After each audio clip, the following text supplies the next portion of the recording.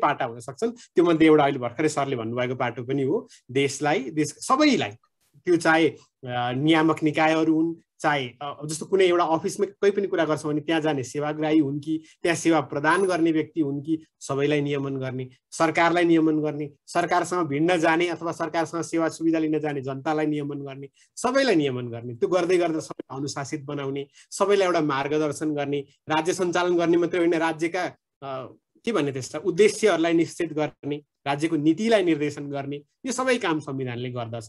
संविधान एउटा सानो चिज मात्र नभएर एउटा ठुलो आइडियल बोकेको, ठुलो दर्शन बोकेको दस्तावेज पनि हो अथवा संस्कृति पनि हो भन्न सकिन्छ। सन्तोषजी के भन्न खोज्नु थियो भन्नुहोस् त, अनि म मेरा कुरा जोड्छु। सन्तोषजी हजुर। हजुर सर नमस्कार। नमस्ते। हजुर मैले पनि भन्न खोजेको अघि सरहरूले भन्नुभयो जस्तो नै हो। खासमा संविधान भनेको चाहिँ देशको शासन व्यवस्थाको सञ्चालनलाई चाहिँ एक किसिमको आधार निर्माण गर्ने अनि हाम्रो राज्यलाई चाहिँ जीवन्तता दिनको लागि चाहिँ विभिन्न व्यवस्थाहरू चाहिँ बनाउने, त्यसलाई नियमित गर्ने एक प्रकारको देशको मूल कानुन नै संविधान जस्तो लाग्छ सर मलाई। हजुर हो, एकदम हो, त्यसमा कुनै शङ्कै छैन होइन। अब यसैलाई सन्तोषजीले पनि भन्नुभएको छ, त्यो कुरा पनि एकदम सही छ। यहाँ च्याट बक्समा आएका कुराहरू पनि तपाईँहरूले यसो हेर्नुभयो भएन भनेर मैले जोड्दैछु, बेला बेला घरिघरि प्रयास गर्दैछु। जनताका अधिकारहरूको दस्तावेजको रूपमा पनि हेर्न सकिन्छ होइन। अघि कसैले भन्नुहुँदै थियो जनता र सरकार बिचको सम्बन्ध स्थापित गर्ने भन्नुहुँदै थियो, सरकारले कसरी चलाउने भन्नुहुँदैछ तपाईँहरू धेरैजनाले, सरकारको गठनै कसरी गर्ने होइन, कहिले सरकार बन्छ कसरी बन्दैन, उसले गर्नुपर्ने के हो, के गर्न मिल्दैन, कहाँ सीमा बन्देज छन् सरकारलाई, यी सबै कुराहरू संविधानले नै निर्देश गर्छ। यो भयो संविधानको बारेमा हामीले सुनिआएको बुझिआएको कुरा। जाँचमा पनि यही कुरा लेख्ने हो है, अर्कै अचम्मको केही लेख्न पर्दैन। तपाईँहरूलाई थाहा नभएको कुरा प्राय लेख्न पर्दैन। फरक कति हो भने कानुनका विद्यार्थीका रूपमा अथवा कानुनका प्राध्यापकहरूले तपाईँहरूको कपी चेक गर्दै गर्दा चाहिँ त्यसको भाषा चाहिँ अलिकति कानुनी हुन पर्यो, त्यसमा शब्दहरू चाहिँ अलिअलि कानुनी पर्न पर्यो, त्यसलाई हेर्ने तरिका चाहिँ अलिक कानुनको विद्यार्थीले हेरे जसरी हेर्न पर्यो भन्नेसम्म हो होइन। अन्यथा त यो कुरा तपाईँहरूले भन्नुभएको कुरामा मैले थप्न पर्ने कुरा, घटाउनु पर्ने कुरा होइन, भन्नुपर्ने कुरा सितिमिति केही पनि त्यस्तो खासै छैन। म तपाईँहरूलाई अब संविधानका बारेमा मेरा कुराहरू केही भन्न खोज्छु है। म तपाईँहरूलाई स्लाइड सेयर पनि गर्छु, तपाईँहरूलाई टिप्न ओर्न सजिलो हुन्छ आवश्यकता अनुसार भनेर हो यो। तपाईँहरूले देख्नु हुँदैछ है, म अब यो स्लाइडबाट पनि तपाईँहरूलाई केही टिप्न छ भने टिप्न सक्नुहुन्छ। एकदमै बेसिक कुराहरू ल्याएको छु मैले, धेरै अरू केही छैन, तर तपाईँहरूले यति कुराहरू चाहिँ सम्झन पर्छ भन्ने कुरा मात्र हो। कन्स्टिट्युसन भनिन्छ संविधानलाई इङ्ग्लिसमा, कन्स्टिट्युसन भनिन्छ। कन्स्टिट्युसन शब्दको अर्थ म पढाउने काम गरिरहेको छु है, अनि हामी नेपालीहरूलाई एउटा सुविधा रहेछ क्या, एउटा छुट रहेछ। मैले कहिलेकाहीँ कन्स्टिट्युसन भनेको के हो भनेर सोधेको थिएँ नि, अघि पनि यो अभ्यास गर्न सकिन्थ्यो होला सायद।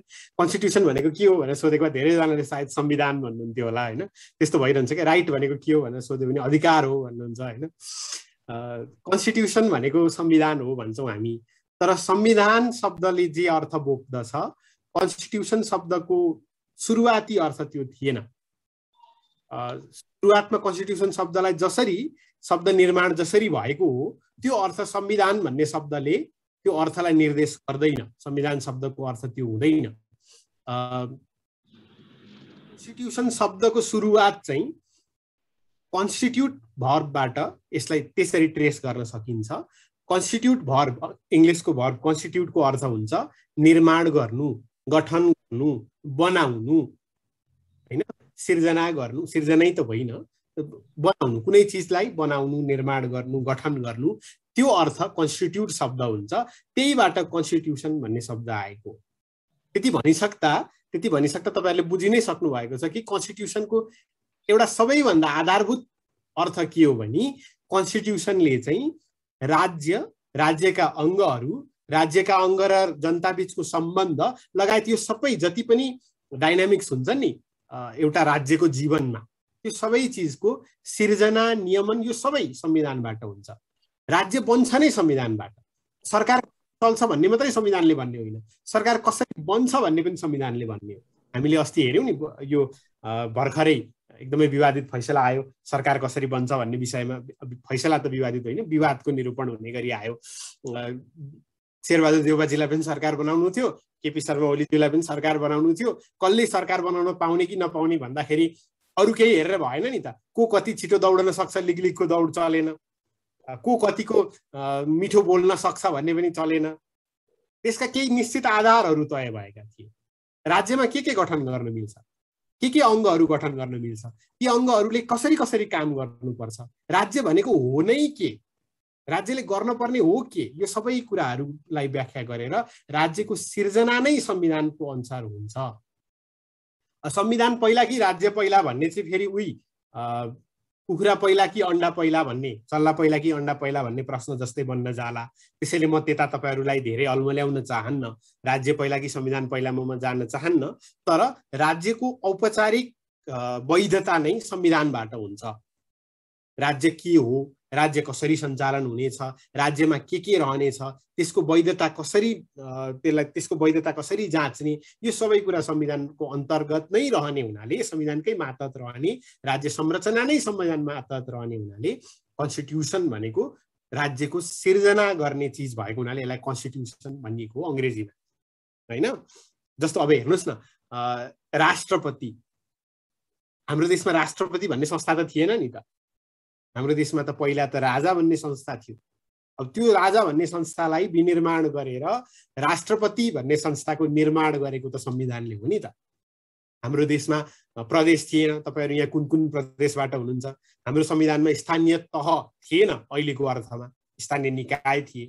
यी सबै चिजको सिर्जना र यी सबै ठाउँमा हुने सम्पूर्ण कार्य जे गरिन्छ, त्यहाँ कसरी त्यसको लक्ष्य के रहन्छ, जनतासँग त्यसको सम्बन्ध के रहन्छ, त्यसको उपादेयता के हो, त्यसको औचित्य के हो, त्यो किन गठन गरिन्छ, त्यो गठन गरेर त्यसले सञ्चालन कसरी गरिन्छ, यो सबै चिजको निर्देशन गर्ने चिज चाहिँ संविधान हो। अहिले मैले दस्तावेज भन्न चाहिन किनकि त्यो अलिखित पनि हुन सक्छ भनेर हामी चर्चा गर्छौं, त्यसैले अहिले मैले त्यो भनिन।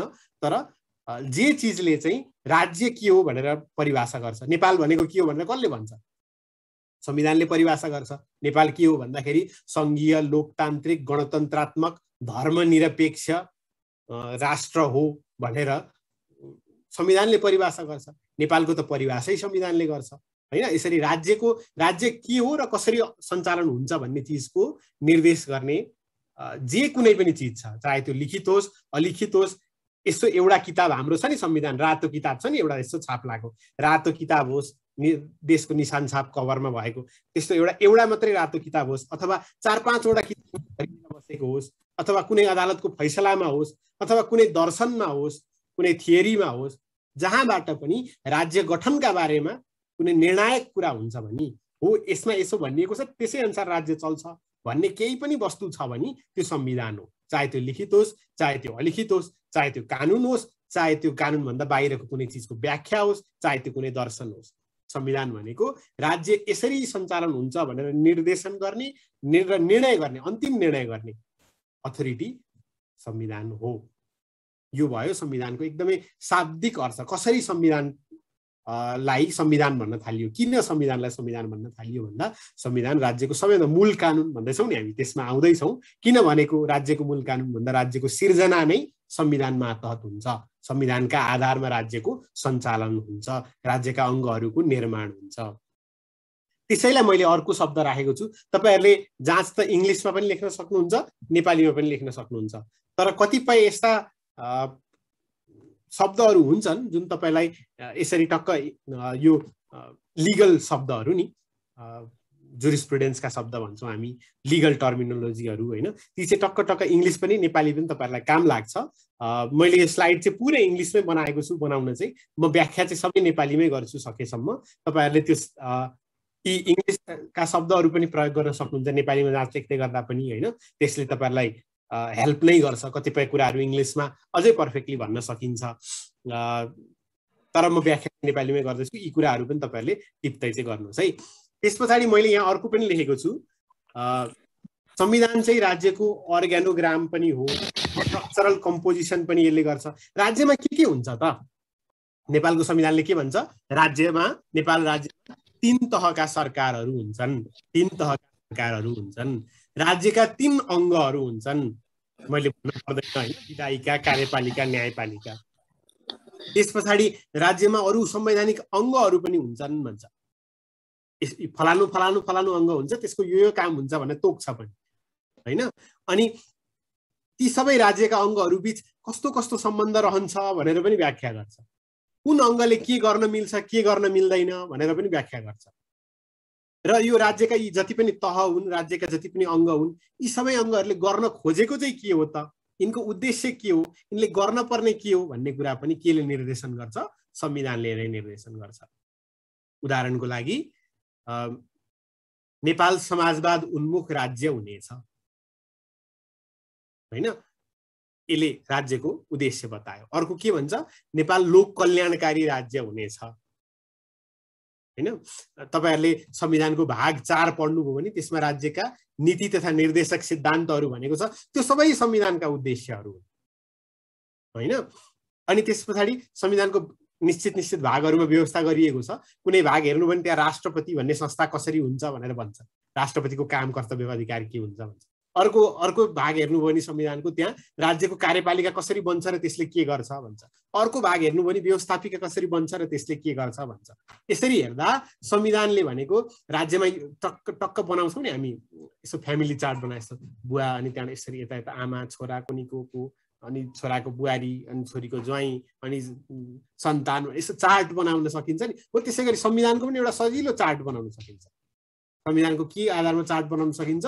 राज्यमा के संरचना रहने भन्ने कुराको आधारमा संविधानको सरल चार्ट बनाउन सकिन्छ। राज्य, त्यसका 3 अङ्ग, राज्य त्यसका 3 तह, अनि त्यसपछि छुट्टै 3 अङ्ग र 3 तहलाई नियमन गर्ने, तिनीहरूलाई सहजीकरण गर्ने संवैधानिक अरू अङ्गहरू, अनि संविधानका प्रावधानहरू, ती प्रत्येक अङ्गमा कसरी कसको नियुक्ति हुन मिल्छ, कसको नियुक्ति गर्न मिल्दैन, के गर्दा कोही व्यक्ति कुनै पदमा बस्न योग्य बन्छ र के गर्दा कोही व्यक्ति कुनै पदबाट मुक्त हुन्छ हैन। यी सबै कुराहरू, अनि उसले के फंक्सन त्यहाँ बसेर पुरा गर्नुपर्छ, उसको मुख्य जिम्मेवारी के हुन्छ, यो सबै कुराहरूको व्यवस्था गर्ने दस्तावेज भने अहिले मैले, यो चाहिँ संविधान हो।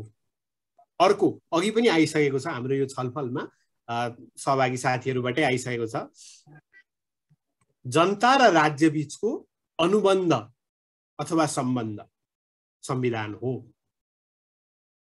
राज्य र जनता बीचको सम्बन्ध संविधान हो। यो चाहिँ किन भनिएको भने नि, संविधानले अब राज्य भनेको नि शक्तिशाली हुन्छ, यो मैले तपाईहरुलाई भन्नै पर्दैन हैन। राज्यसँग राज्य शक्ति हुन्छ जसलाई उसले जहिले पनि जसरी पनि प्रयोग गर्न सक्ने अवस्था बन्न सक्छ। जस्तो म त एउटा सर्वसाधारण व्यक्ति, मसँग त केही पनि छैन, तर राज्यसँग पावर कति किसिमको छ। आर्मी पनि राज्यसँग छ, पुलिस पनि राज्यसँग छ, पैसा पनि राज्यसँग छ, कर उठाउन पाउने शक्ति पनि राज्यसँग छ, मलाई लगेर जेलमा जाक्ने ठाउँ पनि राज्यसँग छ। राज्यसँग सबै थोक छ। मसँग केही पनि छैन भन्नलाई मलाई राज्यले सार्वभौम भन्छ, तर मैले 5 वर्षमा एकचोटि भोट खसालेपछि 5 वर्ष मलाई गन्दैन पनि पुस्दैन पनि। ऊ शक्तिमा छ, उसले जे चाहे त्यो गर्न सक्छ। मैले उसलाई रोक्न सक्ने, दिनदिनै मैले उसलाई रोक्न सक्ने मसँग केही पनि छैन। हुन त तपाईहरुले अब हेर्दै जानुहुन्छ, सर्वोच्च अदालतले त ठाउँ ठाउँमा लगाम लगाएको दिनै पछि देख्नुहुन्छ, र त्यो सर्वोच्च अदालतमा लगाम लगाउन त हामी सबैले सक्छौँ हैन, सर्वोच्च अदालतमा निवेदन दिएर। तथापि सामान्य दृष्टिकोणले हेर्ने हो भने हामीसँग कुनै पनि शक्ति छैन र राज्यसँग सम्पूर्ण शक्ति एकै ठाउँमा छ, उसले मनलाग्दी गर्न सक्ने अवस्था हुन सक्छ है। त्यसैले अब हेर्नुस् है, एउटा अत्यन्त शक्तिशाली व्यक्तिसँग, राज्यलाई मैले व्यक्तिको रूपमा तुलना गर्दैछु, एउटा अत्यन्त शक्तिशाली व्यक्तिसँग एउटा एकदमै निमुखो व्यक्तिको सम्बन्ध यदि त्यसलाई एउटा कुनै यस्तो बाध्यकारी दस्तावेज बनाइएन भने कस्तो हुन्छ होला कल्पना गर्नुस् त। गाउँको मुखियाले गाउँको सबैभन्दा निमुखो व्यक्तिसँग कस्तो सम्बन्ध राख्छ? हुन त सबैजना त्यस्ता हुँदैनन्, कतिपय तपाईहरुको गाउँठाउँका ठूला ठालु व्यक्तिहरू एकदमै आदर्श व्यक्तिहरू हुनुहुन्छ होला, तर धेरै ठाउँमा त देखिन्छ नि एउटा ठूलो ठालु शक्तिमान व्यक्तिले त एउटा निमुखा व्यक्तिसँग त राम्रो तरिकाले सम्बन्ध त राख्दैन। राज्यले पनि व्यक्तिसँग राम्रो सम्बन्ध राख्छ भन्ने के ग्यारेन्टी छ र? त्यसैले संविधानले के गर्न खोज्छ, राज्य तिम्रो यति यति सीमा छ, जनता तिम्रो यति यति अधिकार छ, राज्यले जनतासँग यस्तो सम्बन्ध राख्नुपर्छ, राज्यले जनतालाई यो प्रोभाइड गर्नुपर्छ, यो प्रदान गर्नुपर्छ, जनताका यी आवश्यकताहरू राज्यले पूर्ति गर्नुपर्छ र जनताले पनि राज्यप्रति यी कर्तव्य पूरा गर्नुपर्छ भनेर एउटा सम्पूर्ण रूपमा राज्यसँग जनताको कस्तो सम्बन्ध हुन्छ, हुन सक्छ र हुनुपर्छ भन्ने कुरा निर्देशन गर्ने चिज पनि संविधान हो। त्यसको उदाहरण नेपालको संविधानको भाग 3 मा भएका धारा 16 देखि सुरु भएर जुन मौलिक हकहरू छन् हाम्रा, ती मौलिक हक, अनि त्यसपछि हाम्रो मौलिक दायित्व पनि छ, फन्डामेन्टल ड्युटी पनि छ, त्यो ड्युटी पनि हामीलाई दिएको छ।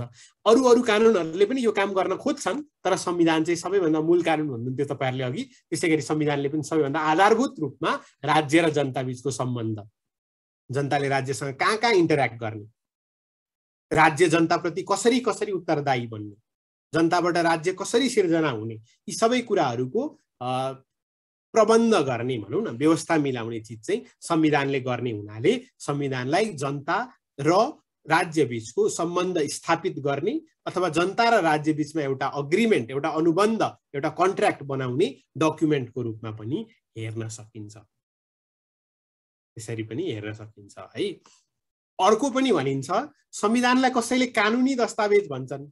तपाईहरु सबैले संविधान मूल कानुन हो भन्नुभयो, मूल कानुन भन्नुको मतलब यो कानुन हो भन्ने अर्थ लाग्यो। कसैले संविधान चाहिँ राजनीतिक चिज हो भन्छन्, कसैले संविधान राजनीतिक चिज हो भन्छन्। यो चाहिँ कस्तो भन्न खोजेको भने संविधानले धेरै त राजनीतिका कुरा गर्छ नि, यसो हेर्ने हो भने है, को मन्त्री बन्न पाउने, को प्रधानमन्त्री बन्न पाउने, कहिले कहिले चुनाव हुने, को सांसद बन्न नपाउने, सांसद बन्न के जित्न पर्ने हैन, सांसदले कस्ता कस्ता काम गर्न पाउने, कुन पार्टीले कहिले अधिवेशन गर्न पर्ने, पार्टी कसरी चलाउन पाउने नपाउने, यी सबै कुराहरू संविधान अन्तर्गत पर्छन्। अझ हेर्ने हो भने संविधान निर्माण कसरी हुन्छ? संविधान निर्माण राजनीतिक प्रक्रियाबाट हुन्छ, राजनीतिक शक्तिहरूको सहमतिका आधारमा संविधान निर्माण हुन्छ, चाहे त्यो जसरी पनि भएको होस्।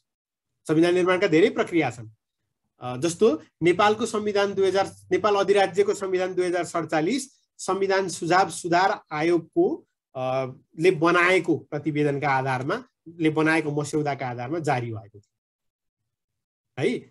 संविधान सुझाव सुधार आयोग भन्ने बनाइएको थियो विश्वनाथ उपाध्यायको अध्यक्षतामा। त्यो आयोगले बनाएको मस्यौदाका आधारमा नेपाल अधिराज्यको संविधान 2047 जारी भएको थियो। त्यहाँ त राजनीति देखिँदैन, एउटा आयोग बनेको छ जस्तो देखिन्छ, तर त्यो आयोगमा पनि कतिपय सदस्यहरू राजनीतिक, त्यतिखेरको देशमा जति मुख्य राजनीतिक शक्तिहरू थिए त्यसको प्रतिनिधित्व गरेर त्यहाँ त्यो आयोगमा केही सदस्यहरू राखिएको थियो। आयोगले संविधानको मस्यौदा तयार गरे पनि जारी चाहिँ राजाबाटै भएको थियो, मन्त्री परिषदको स्वीकृतिबाटै भएको थियो। यसरी हेर्दा फेरि त्यहाँ पनि राजनीति पसेको देखियो।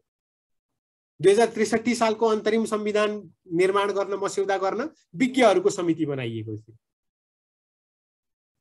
अब हामी कहाँ त सबै चिज राजनीतिक छ, विज्ञहरू पनि राजनीतिक हुन्छन्, मैले त्यता तपाईहरुलाई भन्न पर्दैन, ती विज्ञहरू पनि कुनै न कुनै रूपले राजनीतिक नै थिए। तर 2063 सालको अन्तरिम संविधान निर्माणका लागि विज्ञ समितिले मस्यौदा तयार गरेको थियो, तर जारी कहाँबाट भयो? जारी कहाँबाट भयो? राजनीतिक प्रक्रियाबाटै भयो, राजनीतिक अङ्गहरूबाटै भयो। यसरी कुनै न कुनै रूपमा राजनीतिक शक्तिहरूको सहमति र राजनीतिक प्रक्रियाबाट नगुज्रिकन संविधान जारी हुँदैन, यसका केही न केही राजनीतिक पाटाहरू हुन्छन्। अर्को, राजनीति गर्ने व्यक्तिहरूले जहिले संविधानको दुहाई दिइरहेका हुन्छन्, यता संविधानको कुरा गर्छन्, उता संविधानको कुरा गर्छन्। संविधान टेर्ने भन्दा पनि जबसम्म उनीहरूले सक्छन् नि संविधान मिच्ने कुरा गर्छन्। अब जस्तो हेर्नुस् है, तपाईहरुलाई मैले अन्यथा नलिनु होला, मैले यसलाई मेरो अथवा तपाईहरुको कसैको पनि राजनीतिक आस्थाको आधारमा अथवा आघात पुग्ने गरी अथवा मलजल हुने गरी भनेको होइन। तथापि अब हेर्नुस् है त, नेपालको संविधानले राष्ट्रिय सभा सदस्यलाई प्रधानमन्त्री बन्न मिल्दैन भन्छ नि, तर राजनीति गर्ने केही व्यक्तिहरू, मैले सिधै नाम लिन खोजेको वामदेव गौतमजीको, त्यस पछाडि उहाँलाई आश्वासन बेला बेला दिइरहने अरू व्यक्तिहरूको कि राष्ट्रिय सभाबाट पनि प्रधानमन्त्री बन्न मिल्छ भनेर केही समय प्रयास भयो। त्यस पछाडि होइन मिल्दैन भने संविधानलाई संशोधन गरेर भए पनि राजनीतिक अभिष्ट जे छ, राजनीतिक उद्देश्य जे छ त्यसको पूर्तिका लागि संविधानलाई त्यसअनुसार संशोधन गर्ने भन्ने, संविधानलाई चाहिँ राजनीतिक उद्देश्य प्राप्तिका लागि कि त साधन कि त अडचनका रूपमा देखेर, त्यो अडचन छ भने त्यसलाई पन्छाउने, कि त साधनको रूपमा हेरेर त्यो साध्यसम्म पुग्ने, यसरी संविधानको प्रयोग गर्ने प्रयास गरेको पनि देखिन्छ है त्यही व्यक्तिले। अब फेरि त्यही व्यक्तिले अर्को व्यक्तिको राजनीतिक उद्देश्य पूर्ति हुने गरी कुनै काम भएको छ भने चाहिँ यो असंवैधानिक भयो, यो चाहिँ अदालतले सच्याउँछ भनेको पनि देखिन्छ। जस्तो दोस्रो पटक भएको संसद विघटन यो असंवैधानिक हो भन्ने पनि तिनै वामदेव गौतमबाट अभिव्यक्ति सुन्यो र सर्वोच्च अदालतबाट त्यो संसद विघटन बदर भएसँगै त्यसको स्वागत र संवैधानिक नैतिकताका कुरा, संविधानवादका कुरा पनि उहाँबाट सुन्यो। यसरी हेर्दा कहिलेकाहीँ राजनीतिले संविधानलाई जबसम्म आफू कमजोर छैन, जबसम्म आफू कुनै चिजको मर्कामा परेको छैन, तबसम्म संविधानलाई सजिलो एउटा राजनीतिले निर्देशन गर्न सक्ने दस्तावेजको रूपमा हेरेको, अरू बेलामा चाहिँ त्यसलाई बाध्यकारी कानुनको रूपमा हेरेको पनि देखिन्छ है, यो पनि देखिन्छ। तर जे होस्, संविधानका केही कुराहरू राजनीतिक देखिन्छन्, राजनीतिबाट बनेको हो संविधान भन्ने कुरा त मैले थप अरू तपाईँहरूलाई केही भन्न पनि परेन। र संविधान कानुन हो भन्ने विषयमा मैले तपाईँहरूलाई केही भन्नै पर्दैन। धारा 1ले यो भन्छ, धारा यतिले यो भन्छ, धारा यतिको खिलाफमा भएकाले बदर हुन्छ। अघि तपाईँहरूमध्ये कसैले भन्नु पनि हुँदै थियो संविधानसँग बाध्यका त कानुनै पनि बदर हुन्छन्, कानुनै पनि मान्ने हुँदैनन्। संविधानको खिलाफमा गएर गरिएका जुनसुकै निर्णय छन्, जुनसुकै काम कारवाही छन् भने ती पनि बदर हुन्छन् संविधानसँग बाध्यकाले। त्यसैले संविधान कानुन पनि हो, त्यो अर्थमा संविधानलाई देशको मूल कानुन पनि भनिएको छ, तर संविधान राजनीतिक दस्तावेज पनि हो। कसैले यसलाई राजनीतिक दस्तावेजको रूपमा मात्र हेर्छन्, कसैले यसलाई कानुनी दस्तावेजको रूपमा मात्रै हेर्छन्। तर जोडेर हेर्ने हो भने यो वास्तवमा राजनीतिक प्रक्रियाबाट बनेको कानुनी नियमहरू भएको, नमान्दाखेरि अप्ठ्यारो पर्ने गरिको होइन। सजाय नै हुन्छ त म भन्दिनँ, संविधान उल्लङ्घन गर्दा कसैलाई जेल सजाय त हुँदैन, तर कुनै कुनै अवस्थामा बाहेक। तर कानुनमा यो गाह्रो छ क्या, हुँदैन भन्नु पनि हुने ठाउँ भेटिहाल्छ क्या एउटा कुनै न कुनै धारामा, कुनै न कुनै दफामा होइन। तर अब हो त्यस्ता अपवादहरूलाई छोडेर संविधान उल्लङ्घन गरे बापत कसैले जेल सजाय त भोग्नु पर्दैन सामान्यतया। तथापि संविधान एउटा बाध्यकारी कानुन पनि हो र संविधान राजनीतिक दस्तावेज पनि हो, देशको नीति तथा कार्यक्रमहरू तय गर्ने दस्तावेज पनि हो, राज्यको उद्देश्य के हुन्छ भनेर तय गर्ने, यस्ता अमूर्त कुराहरू तय गर्ने चिज पनि संविधान हो। र मूर्त कानुनको रूपमा यो नमाने यस्तो हुन्छ भनेर व्यवस्था गर्ने चिज पनि संविधान भएकोले संविधान वास्तवमा पोलिटिको लिगल डकुमेन्ट भन्छौँ हामी, राजनीतिक तथा कानुनी दस्तावेज हो है। त्यस पछाडि तपाईँहरूले अघिदेखि चर्चा गरिराख्नु भएको fundamental law of the land, देशको मूल कानुन पनि संविधान हो। जस्तो तपाईँहरूले जाँचमा नि, मैले तपाईँलाई उदाहरणको लागि भन्दैछु, जाँचमा तपाईँहरूले संविधान भनेको के हो भन्दा संविधान भनेको मूल कानुन हो भन्दै गर्दा नेपालको संविधानको धारा 1 बमोजिम संविधान नेपालको मूल कानुन हो भने यसरी नेपालको संविधानको धारा छुवाइदिनु भयो भने, अथवा कुनै एउटा फैसलाको बारेमा सर्वोच्च अदालतले प्रतिपादन गरेको कुनै एउटा सिद्धान्तको आधारमा फुत्त छिराएर लेखिदिनु भयो भने त्यसले तपाईँहरूलाई अङ्क ल्याउन चाहिँ अलिकति मद्दत गर्छ है। Fundamental law of the land भन्दै गर्दा नेपालको संविधानको धारा 1 को 1 बमोजिम संविधान नेपालको मूल कानुन हो, संविधान पालना गर्नु सबै नेपालीहरूको कर्तव्य हो, सबै त्यो राज्यको उपल्लो वर्ग पनि हो, तल्लो वर्ग पनि हो, राज्य शक्ति सञ्चालन गर्ने वर्ग पनि हो र राज्य शक्तिको के भन्ने संरचनाको पीठमा भएको वर्ग पनि हो। सबैजनाले संविधान पालना गर्नै पर्छ, कानुन बनाउँदा पनि संविधान पालना गर्नुपर्छ, कानुनको व्याख्या गर्दा पनि संविधानको पालना गर्नुपर्छ र कानुनको कार्यान्वयन गर्दा पनि संविधानको पालना गर्नुपर्छ। त्यसैले संविधानलाई देशको मूल कानुन भनिन्छ, किनकि एक वाक्यमा भन्नुपर्दा राज्यले गर्ने र राज्यमा गरिने सबै चिजको वैधताको मूल स्रोत संविधान हो।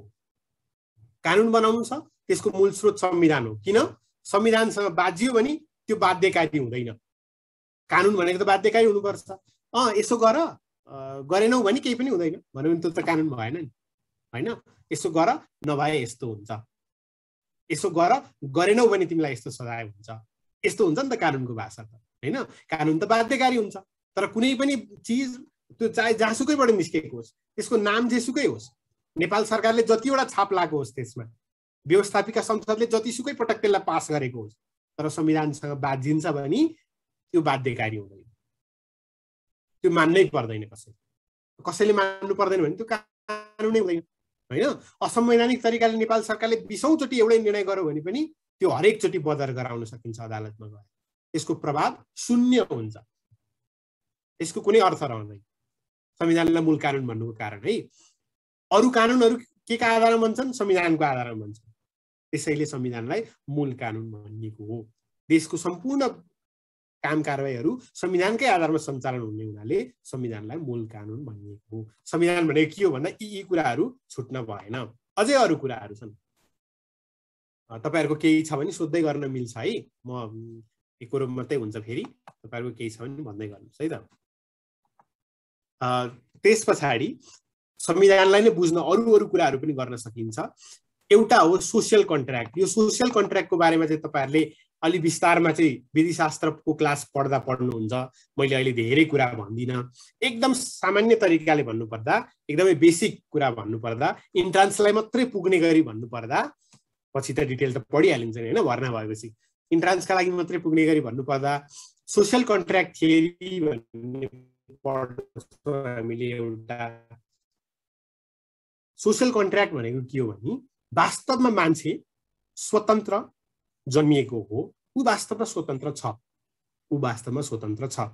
तर आफू एक्लै र आफ्नै मात्रै तरिकाले चल्दाखेरि आफ्नै जीवधनको समेत रक्षा गर्न अप्ठ्यारो हुने र मानवोचित एउटा जीवन हुन्छ नि, एउटा राम्रो गुणस्तरीय जीवन जिउन अप्ठ्यारो पर्ने एकल प्रयासमा त्यो देखिएर मान्छेलाई हामी हुन त सजिलै सामाजिक प्राणी भन्छौं, तर मान्छे सामाजिक भएको पनि मान्छे आफ्नै स्वार्थका कारण सामाजिक भएको हो भनेर धेरै चर्चा गर्ने गरिन्छ।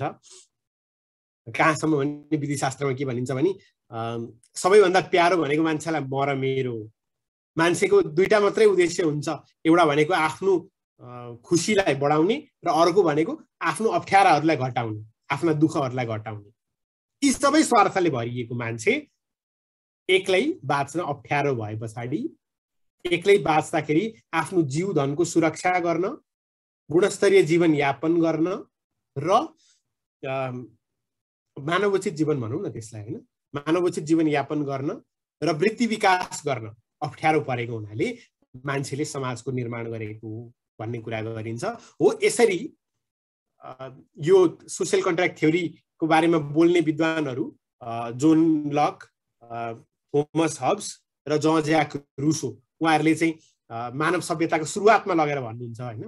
मान्छे जब आदिम थियो, भर्खर सभ्यताको पहिलो चरणमा थियो, जब ऊ अझै पनि अब तपाईहरुको त्यसमा कति विश्वास गर्नुहुन्छ गर्नुहुन्न मलाई थाहा छैन, तर बानरबाट भर्खर मान्छे हुँदै थियो भनौँ न, सभ्य थिएन, जंगली थियो। त्यतिखेर आफै एकअर्कासँग लापा खेलेर स्वार्थका कारण छोटो नराम्रो हिंस्रक जिन्दगी जिइरहेको थियो, बाँचिरहेको थियो। त्यतिखेर मान्छेले हामी सबै मिलेर एउटा समाज बनाऊँ, म तिमीलाई हेर्छु तिमी मलाई हेर, एकअर्कालाई हेरौँ भनेर एउटा सम्झौता गर्यो अरे सबै मान्छेहरू बीचमा, हामी एकअर्कालाई मद्दत गरौँ भनेर। अनि के भएछ अरे भने मान्छेको त आफ्नो स्वतन्त्र चाहना छ, समाज बन्न त सबै एक ठाउँ हुनु पर्यो नि। 10 जना मान्छे 10 तिर फर्केर 10 तिर कुदे भने त कहाँ समाज भयो? त्यसैले सबैका आफ्ना स्वतन्त्र इच्छा अनुसार समाज चल्न सकेन। यसो गरौँ, हामी सबैको इच्छाहरूको एउटा सर्वसामान्य रूप हुन्छ नि, हामी सबैको यति चाहिँ कमन छ है, यति चाहिँ साझा छ है भन्ने आधारमा एउटा निर्देशक कुनै सम्झौता गरौँ। त्यो अनुसार कुनै एउटा व्यक्तिले हामीलाई शासन चलाउँछ, तर हाम्रो इच्छाका आधारमा शासन चलाओस् भलै, तर हामी सबै आफ्नो फ्री विल, आफ्नो स्वतन्त्र इच्छा चाहिँ एक्सरसाइज नगरौँ, आफ्नो स्वतन्त्र इच्छा अनुसार चल्यौँ भने समाज बन्दैन। यसो गरौँ, सबै मिलेर समाज बनाऊ भनेर, सबै मिलेर समाजमा बसौँ भनेर हामी सबैले सम्झौता, यसलाई भनियो सोशल कन्ट्र्याक्ट। संविधान भनेको हो त्यही सोशल कन्ट्र्याक्टको प्रतिबिम्ब हो भनिन्छ। को नागरिक हुन्छ यो देशको? नागरिकहरूबाट राज्य कसरी सिर्जना हुन्छ, सरकार कसरी गठन हुन्छ, त्यो सरकारले ती नागरिकहरूसँग कस्तो सम्बन्ध स्थापित गर्नुपर्छ। वास्तवमा स्वतन्त्र अस्तित्वका भए तापनि नागरिकहरूले राज्यप्रति के दायित्व र कर्तव्य पूरा गर्नुपर्छ, त्यसबापत राज्यले उनीहरूका कुन अधिकारहरूलाई सुरक्षित गर्नुपर्छ, राज्य सञ्चालनका कुन तहमा कसरी नागरिकको पहुँच हुन्छ र कहाँ हुँदैन आम नागरिकको पहुँच, के निर्णय जनतासँग सोधेर गरिन्छ, के निर्णय जनताका नाममा आफै गरिन्छ। यी सबै चिजहरूलाई व्यवस्थित गर्ने डकुमेन्ट दस्तावेज संविधान भएको हुनाले संविधानलाई सोशल कन्ट्र्याक्ट पनि भनिन्छ, सामाजिक अनुबन्ध पनि भनिन्छ। यसकै आधारमा समाज सञ्चालन हुने हुनाले संविधानलाई सामाजिक अनुबन्ध सोशल कन्ट्र्याक्ट पनि भनिन्छ। धेरै धेरै अदालतहरूले यसरी फैसला गरेका छन्। संविधानको धारा चाहिँ देखाउने अनि मनपरी अभ्यास गर्ने कुनै शासक त्यस्तो फेला पर्यो भने संविधान भनेको त्यस्तो होइन है, धारा देखाएर मनपरी गर्न पाउँदैनौ नि। जनताका कुरा जोडिएका छन्, जनताका अपेक्षा जोडिएका छन्, जनताले तिमीलाई किन सत्तामा पुर्याए भन्ने कुरा जोडिएका छन्, जनतासँग तिमीले के सम्झौता सत्तामा आएका थियौ भन्ने कुरा जोडिएका छन्। त्यसैले संविधान भनेको सोशल कन्ट्र्याक्ट हो है भनेर धेरै देश कोही बोल्न खोज्नुहुँदैछ हो? डिस्टर्बेन्स आइरहेछ है, डिस्टर्बेन्स चाहिँ नआउने गरी म्युट राखिदिनुहोस्। बोल्न मन लाग्दा चाहिँ जतिखेर पनि बोल्न सक्नुहुन्छ है, म मात्रै फेरि यो एक कुरो राम्रो हुँदैन। ल अर्को एकदमै दार्शनिक रूपले हेर्दाखेरि चाहिँ होइन, थियोरिटिकल रूपले हेर्नु पर्दा चाहिँ, सैद्धान्तिक रूपले हेर्नु पर्दा चाहिँ संविधान भनेको के हो त भन्दा कुनै पनि एउटा निश्चित भूगोलभित्र बस्ने, एउटा राज्यभित्र बस्ने। हजुर भन्नुहोस् त, कसले के भन्नु खोज्नुहुन्छ? आउने क्वेसनको फर्मेट चाहिँ अब्जेक्टिभ हो कि सब्जेक्टिभ हो सर? सब्जेक्टिभ हो सर। प्रश्न सोद्धा चाहिँ क्लासको बारेमा मात्रै सोधिदिनुहोस् है, क्लासकै बिचमा सोद्धाखेरि चाहिँ क्लासमा छलफल भइरहेको विषयका बारेमा सोधिदिनुहोस्। क्लासमा चाहिँ अगाडि पछाडि क्लासको सुरुमा र अन्त्यमा चाहिँ हामी अब्जेक्टिभ सब्जेक्ट अरू सबै कुराहरूका बारेमा छलफल। ओके सर, ओके, हस् हस्, धन्यवाद। कुनै निश्चित भूगोलभित्र बसेका, एउटा राज्यभित्र रहेका सबै व्यक्तिहरूको अब यसो हुन्छ नि, मलाई के मन परिरहेको हुन्छ, मेरो के चाहना हुन्छ, राज्यबाट के अपेक्षा हुन्छ मेरो, तपाईँको अर्कै चाहना होला, अर्को व्यक्तिको अझै अर्कै चाहना होला, नेताहरूको बेग्लै चाहना होला, जनताको बेग्लै चाहना होला होइन। धनी सम्पन्न हुन्छ नि, निजी क्षेत्रको बजेटै बनाउनु पर्दा निजी क्षेत्रका छुट्टै आकाङ्क्षा हुन्छन्, अलिकति विपन्न वर्गको छुट्टै आकाङ्क्षा हुन्छ, उद्योगीहरूको बेग्लै आकाङ्क्षा हुन्छ, श्रमिकहरूको बेग्लै आकाङ्क्षा हुन्छ होइन। अनि अब सिद्धान्तमा जाने हो भने समाजवादीहरूको बेग्लै हुन्छ, साम्यवादीहरूको बेग्लै हुन्छ, पुँजीवादीहरूको बेग्लै हुन्छ। सबैका फरक फरक अपेक्षा हुन्छन्, सबैका फरक फरक उद्देश्य हुन्छन्। तर संविधान भनेको चाहिँ न्यूनतम साझा अवधारणाहरू, त्यो देशभरिका जनताको न्यूनतम साझा अवधारणाहरू। देशमा सुशासन हुनुपर्छ, यो हुनुपर्छ, राज्यले हामीलाई यति अधिकार चाहिँ दिनै पर्छ, अरू जेसुकै गरे पनि हुन्छ। यतिको योग्यता पुगेको व्यक्ति मात्रै यो देशको राष्ट्रपति, प्रधानमन्त्री अथवा फलानु अख्तियार दुरुपयोग अनुसन्धान आयोगको आयुक्त, सर्वोच्च अदालतको न्यायाधीश, यतिको क्षमता भएको व्यक्ति मात्रै हुन सक्छ। सरकारका यी सीमाहरू हुन्, त्यो भन्दा बाहिर सरकार जान मिल्दैन। राज्यका फलाना अङ्गले यति काम गर्ने हो, त्योदेखि बाहेक गर्ने होइन। केही त साझा होला नि त, हामी सबैले मान्ने, स्वीकार्ने, हामी सबैले चाहेको केही त साझा उद्देश्य होला नि त। अब केही पनि साझा छैन भने त समाज राज्य रहँदैन नि त फेरि होइन। सबै कुरा सबैको सबै चिज पृथक छन् भने त एकताबद्ध हुने आधार के रह्यो र? देशका सबै जनतालाई एकताबद्ध गर्नका लागि सबैका अपेक्षाहरूको न्यूनतम साझा सैद्धान्तिक आधार तय गर्ने चाहिँ संविधान हो। दार्शनिक आधार हेर्ने हो भने संविधान के हो र किन बनाइन्छ, किन संविधान मान्नुपर्छ भनेर हेर्ने हो भने संविधान भनेको त्यो राज्यभरि बस्ने सबै व्यक्तिहरूको न्यूनतम साझा कुराहरू, सबै अपेक्षा, सबै आकाङ्क्षा, उनीहरूको साझा कुरा, साझा सिद्धान्त सबै समेटिएको चिज चाहिँ संविधान। अब यो भित्र धेरै चिज पर्छ है। यो भित्र लिखित संविधान एउटा किताब जुन छ नि नेपालको संविधान भन्ने, त्यो पनि पर्छ। त्यो संविधानलाई सहयोग गर्ने अरू कानुनहरू पनि पर्छन्, सिद्धान्तहरू पनि पर्ने भए, जस्तो आवश्यकताको सिद्धान्त। अब हामी पछि यो विषयमा छलफल गर्दै आउँछौँ। जे चिजले देशको सबै जनताको न्यूनतम साझा अवधारणाहरूलाई एक ठाउँमा कलेक्ट गर्छ, त्यो सबै चिजहरूलाई हामी संविधान भन्छौँ। त्यो सबैको साझा चिज रूपलाई हामी संविधान भन्छौँ। त्यसो हो भने यही है, मैले न्यूनतम साझा चिज चाहिँ संविधान हो भने नि त, सबै जनताको न्यूनतम साझा चिज चाहिँ संविधान हो। त्यसैले संविधान के पनि हो, एउटा राज्यको पहिचान पनि संविधान हो। नेपालको पहिचान नेपालको संविधानले दिन्छ। कसरी दिन्छ?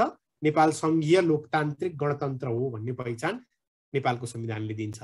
नेपाल समाजवाद उन्मुख राज्य हो भन्ने पहिचान नेपालको संविधानले दिन्छ। नेपाल धर्मनिरपेक्ष राज्य हो भन्ने नेपालको पहिचान, राज्यको पहिचान भन्दैछु है म, नेपाल राज्यको पहिचान संविधानले दिन्छ हैन। यसरी राज्यको पहिचान दिने, राज्यको पहिचान बताउने र राज्यको त्यतिखेरको संविधान निर्माण हुँदाको र संविधान लागू हुँदाको सामाजिक परिवेश जे छ नि त्यसलाई रिफ्लेक्ट गर्ने, त्यसलाई प्रतिबिम्बित गर्ने दस्तावेज पनि संविधान हो। यो के भन्न खोजेको होला? जस्तो देश छ नि त्यसको त्यस्तै संविधान हुन्छ भन्न खोजेको। जस्तो देश छ त्यसको त्यस्तै संविधान हुन्छ। देशमा अब के भन्ने त्यसलाई, एकतन्त्रीय शासन चलिरहेको छ भने त्यसको संविधान पनि त्यस्तै खालको हुन्छ। सबै जनताहरू एकदमै निमुखा भएर माथिबाट सत्तामा भएका व्यक्तिले जसो गर्यो त्यसै हक भनेर बस्न सक्ने अवस्थाका छन् भने त्यो देशको संविधान त्यसै गरी लेखिएको हुन्छ। देशमा लोकतान्त्रिक संस्कार फस्टाएको छ भने त्यो संविधान त्यसै गरी लेखिएको हुन्छ होइन। संविधानको मात्रै कुरा होइन यो, वास्तवमा कानुनको पनि कुरा यही हो। जसरी भन्छ नि साहित्य समाजको ऐना हो भन्छौँ नि कहिलेकाहीँ हामी, कानुन पनि समाजको ऐना हो। कसरी कानुन समाजको ऐना हो? जस्तो मानौ कुनै चिजलाई कानुनले अपराध भन्छ भने त्यो के, त्यसबाट के बुझ्नुपर्छ? त्यो समाजमा चाहिँ त्यो काम गर्नु चाहिँ त्यो समाजमा चाहिँ त्यो काम गर्नु चाहिँ त्यो समाजले नरुचाएको अथवा समाजलाई हानि गर्ने रहेछ। तपाईहरुलाई थाहै छ नि कुनै चिज नेपालमा गर्न पाइँदैन, अमेरिकामा गर्न पाइन्छ। तर अमेरिकामा गर्न नपाइने केही चिज नेपालमा गर्न पाइने पनि हुन सक्छ। किन? नेपालको समाजको आफ्नै आवश्यकता छ, नेपालको समाजको आफ्नै अवस्था छ, आफ्नै वास्तविकता छ। त्यसको आधारमा नेपालको कानुन बन्छ नि त हैन। नेपालको समाजको आफ्नै चरित्र छ, त्यसको आधारमा नेपालमा संविधान बन्छ। नेपालको समाजको आफ्नै चरित्र अनुसार बन्ने हुनाले नेपालको संविधान नेपालका सबै जनताहरूको र नेपालको सबै व्यवस्थाको प्रतिबिम्ब पनि नेपालको संविधान हो। अब अर्को बुदा राखेको छु मैले, संविधान भनेको राज्यको एउटा लङ टर्म भिजन अर्थात् दूरदृष्टि हो। राज्यको एउटा दूरदृष्टि हो। के गर्ने त अब आगामी वर्षमा?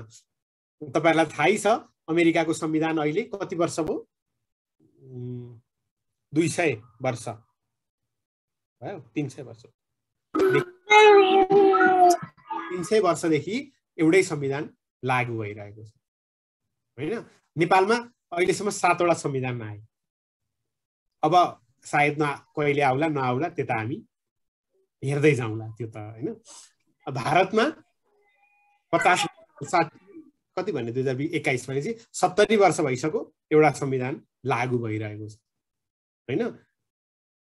संविधान लामो समय बहाल रहन्छ कि छोटो समय बहाल रहन्छ भन्ने पनि महत्त्वपूर्ण कुरा होइन। कहिलेकाहीँ संविधान एकदमै छोटो समय रहन्छ। जस्तो नेपालको पहिलो संविधान 2004 सालमा जारी भयो, 3 वर्ष मात्रै लागू रह्यो।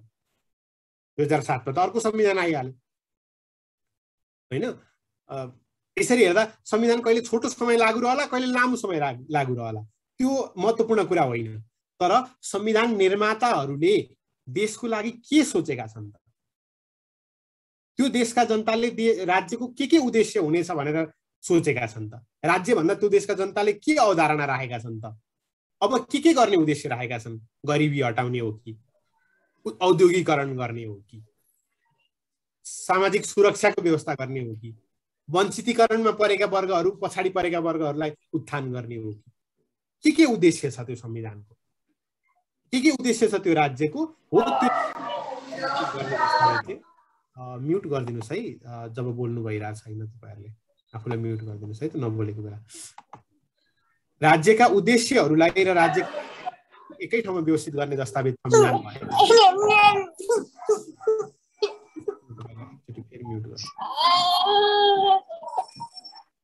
सरोजजीकाबाट आइरहेछ है ल।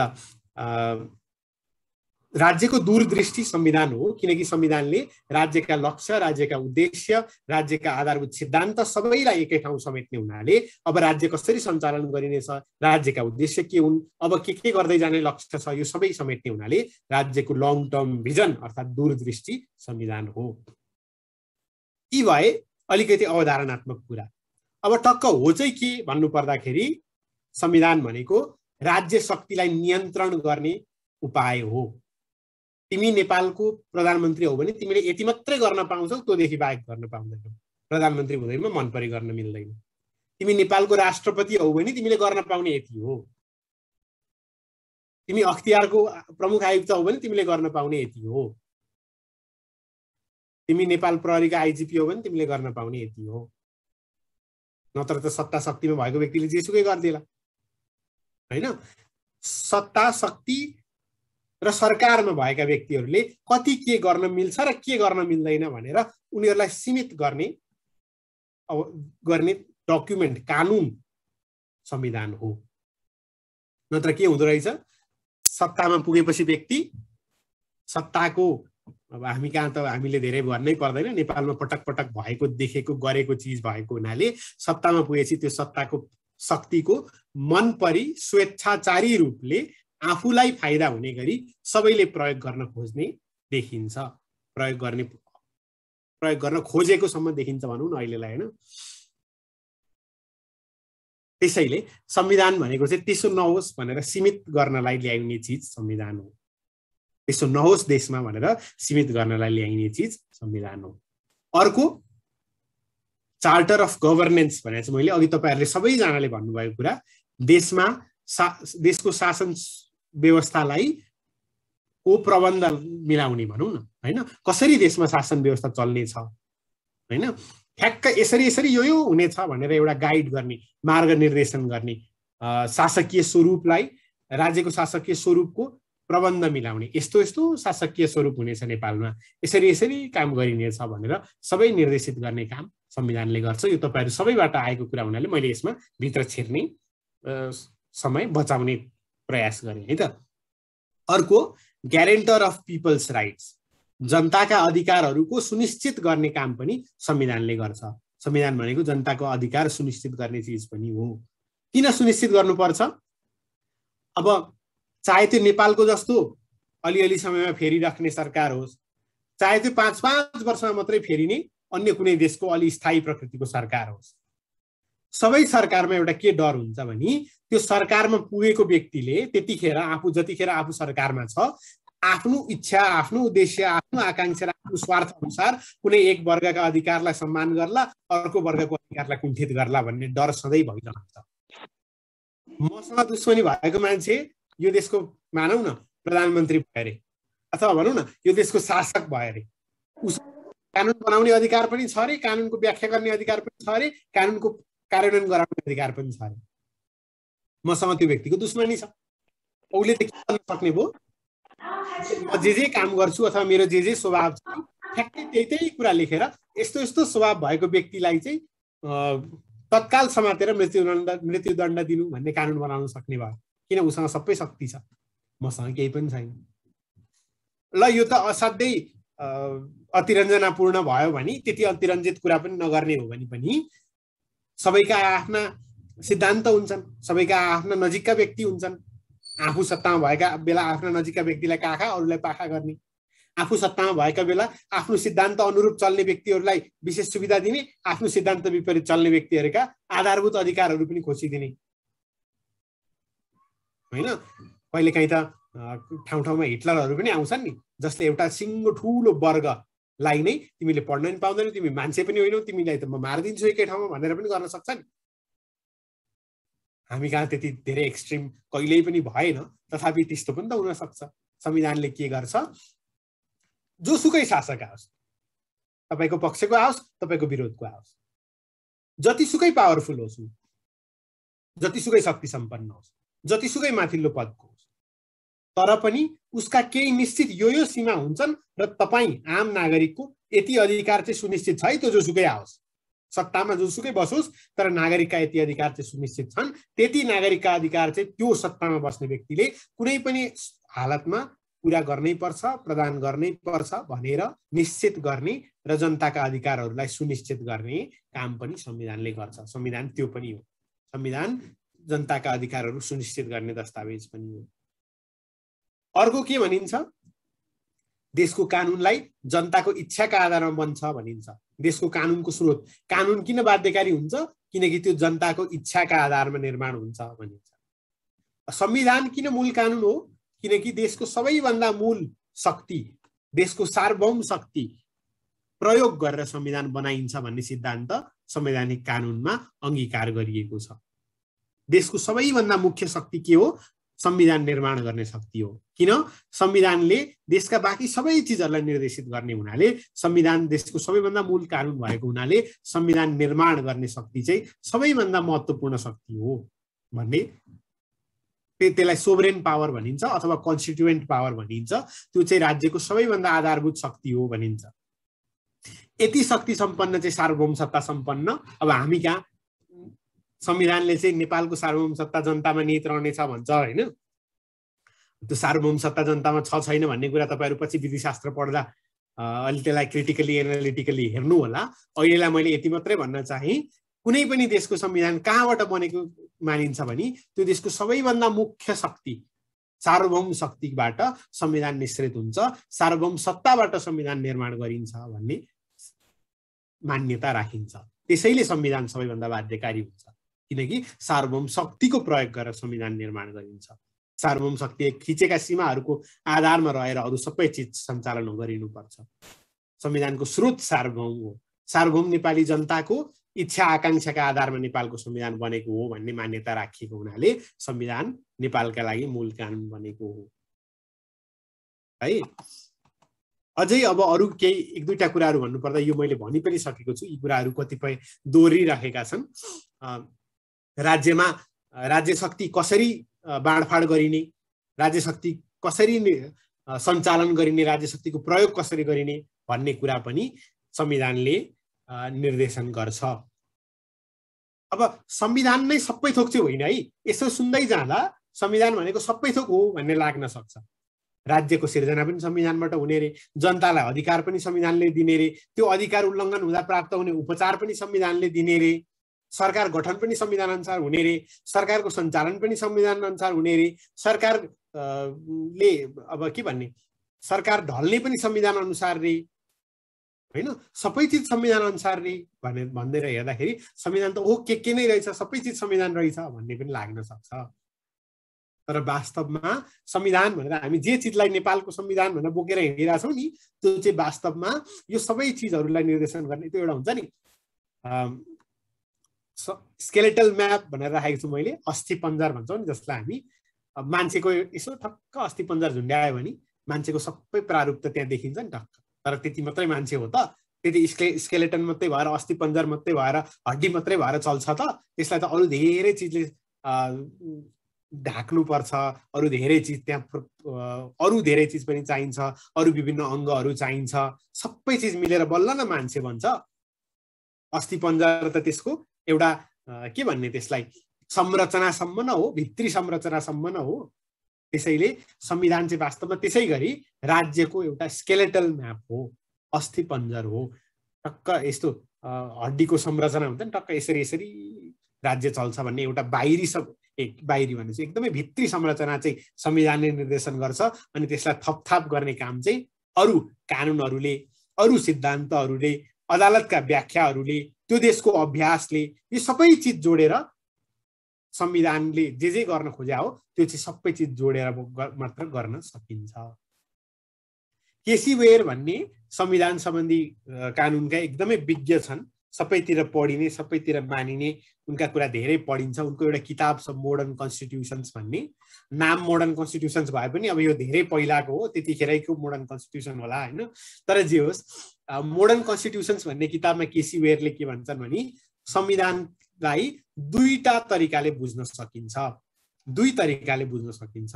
एउटा संविधानको संकीर्ण बुझाइ हो, एउटा संविधानको विस्तीर्ण बुझाइ हो। विस्तारमा बुझ्नु पर्दा संविधान भनेको अलि धेरै चिज हो।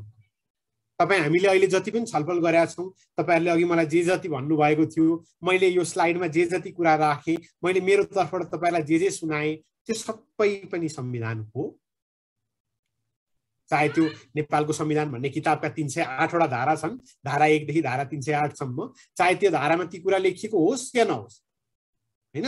यी सबै कुराहरूलाई एकै ठाउँमा बुझ्दाखेरि नेपालको संवैधानिक अभ्यास के छ, इतिहास के छ, प्रथा परम्पराहरू के छन्, संविधानका बारेमा सर्वोच्च अदालतले के कस्तो फैसला गरेको छ, संविधान निर्माणका बेलामा के कस्तो कुराहरू जनताबाट आएका थिए, संविधानसँग सम्बन्ध जस्तो संविधानले अख्तियार दुरुपयोग अनुसन्धान आयोग हुनेछ, त्यहाँ फलाना फलाना हुनेछन्, देशका मुख्य काम कर्तव्य अधिकारी यो हुनेछ भन्छ।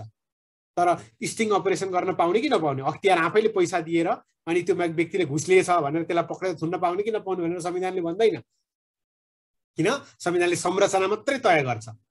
संविधानले अख्तियार भन्ने चिज हुन्छ मात्रै भन्छ, अरू बाँकी भन्ने त अरू अरू दस्तावेज छन् नि त है।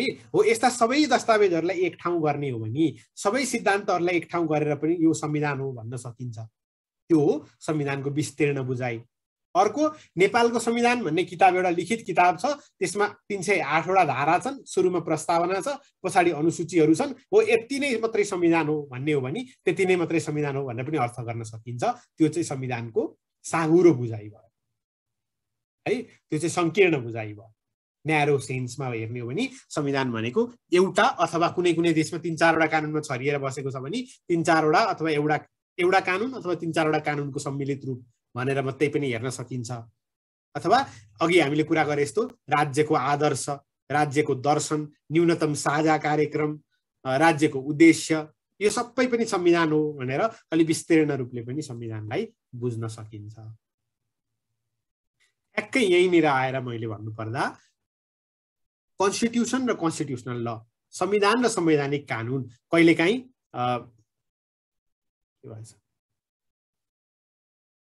तपाईहरू जाँचमा लेख्दै गर्दा पनि ठ्याक्क उचित शब्द प्रयोग नहुन सक्छ। तपाईहरूले संवैधानिक कानुन अथवा संविधान भन्ने शब्द हेर्दा सुन्दा उस्तै उस्तै लागेकाले एकै ठाउँमा उसै गरी प्रयोग गर्न सक्नुहुन्छ भनेर यो मैले भन्नुपर्ने हुन्छ। संविधान भनेको चाहिँ त्यो एउटा अथवा 3-4 वटा अथवा कतिवटा दस्तावेज छरिएर बसेको छ, देशको मूल कानुन टक्क यति धारादेखि यति धारासम्म भनेर व्यवस्था भएको चिज चाहिँ त्यो देशको संविधान हो। तर हो, त्यो चिज त अब संविधानमा त एकदमै अघि मैले भनिसकेँ, संविधान त अस्थिपञ्जर मात्रै हो, हड्डी मात्रै हो, त्यसको बाहिरी भागहरू त अरू बाँकी नै छ। संविधानले त नेपालमा एउटा सर्वोच्च अदालत हुनेछ, त्यसका मातहतमा उच्च अदालत र जिल्ला अदालत हुनेछन्, फलाना यतिजना न्यायाधीश हुनेछन्, तिनको योग्यता यो हुनेछ मात्रै भन्छ। कसरी कुन मुद्दा कहिले सुन्ने, पेशी सूची कसले सार्वजनिक गर्ने, कुन मुद्दा कहिले पेशीमा चढ्ने कहिले नचढ्ने, पेशीको दिन छुट्यो भने अदालतमा फेरि कसरी जाने नजाने, अदालतले फैसला गर्दा के कुरा लेख्नुपर्ने के कुरा लेख्नु नपर्ने हैन, के आधारमा फैसला गरिनुपर्ने, यो सबै कुरा त संविधानले लेख्दैन। त्यसका लागि त त्यो संविधान भन्ने किताबदेखि बाहिर पनि अरू चिजहरूमा पनि ती कुराहरू लेखिएका हुन्छन्। संविधानले एकदमै प्रारूप तय गरेको भए पनि त्यसका बाँकी स्वरूपहरू त संविधान बाहेकका अरू दस्तावेजहरूमा पनि छरिएर बसेका हुन्छन्। त्यसैले संविधान त्यही संविधान एउटा किताब मात्रै भयो। संवैधानिक कानुन भनेको चाहिँ यो सबै चिज समेटेर संविधानसँग सम्बन्धित अरू कानुनहरू, संविधानसँग सम्बन्धित नजिरहरू, सर्वोच्च अदालतका फैसलाहरू, संविधानसँग सम्बन्धित हाम्रा पूर्व अभ्यासहरू, संविधानसँग सम्बन्धित अन्तर्राष्ट्रिय कानुनका कुराहरू, संविधानसँग सम्बन्धित सिद्धान्तहरूका बारेमा ठुल्ठुला विद्वानहरूले लेखेका कुराहरू, यी सबै चाहिँ संवैधानिक कानुनको क्षेत्रभित्र पर्छन्। संविधान नभए पनि संवैधानिक कानुन हुन्। जस्तो उदाहरणको लागि संविधानमा रहेको संविधानको मौलिक हकमा मातृत्वको कुराको व्यवस्था भएको हुनाले संविधानको कुरा भयो हैन, मौलिक हकको कुरा भयो। तर सुरक्षित मातृत्व सम्बन्धी ऐन भनेर छुट्टै ऐन छ, त्यसले संवैधानिक कानुनको रूपमा काम गर्न सक्छ। यो भयो एकदमै एक्सट्रिम बुझाइमा जाने हो भने। अलि ठिकै मात्रै बुझौँ न त भन्ने हो भने नेपालमा राष्ट्रपति हुनेछन्, एक राष्ट्रपति हुनेछन्, निजको निर्वाचन यसरी हुनेछ, निजले यसरी आफ्नो काम गर्नुपर्नेछ भनेर संविधानले लेख्छ।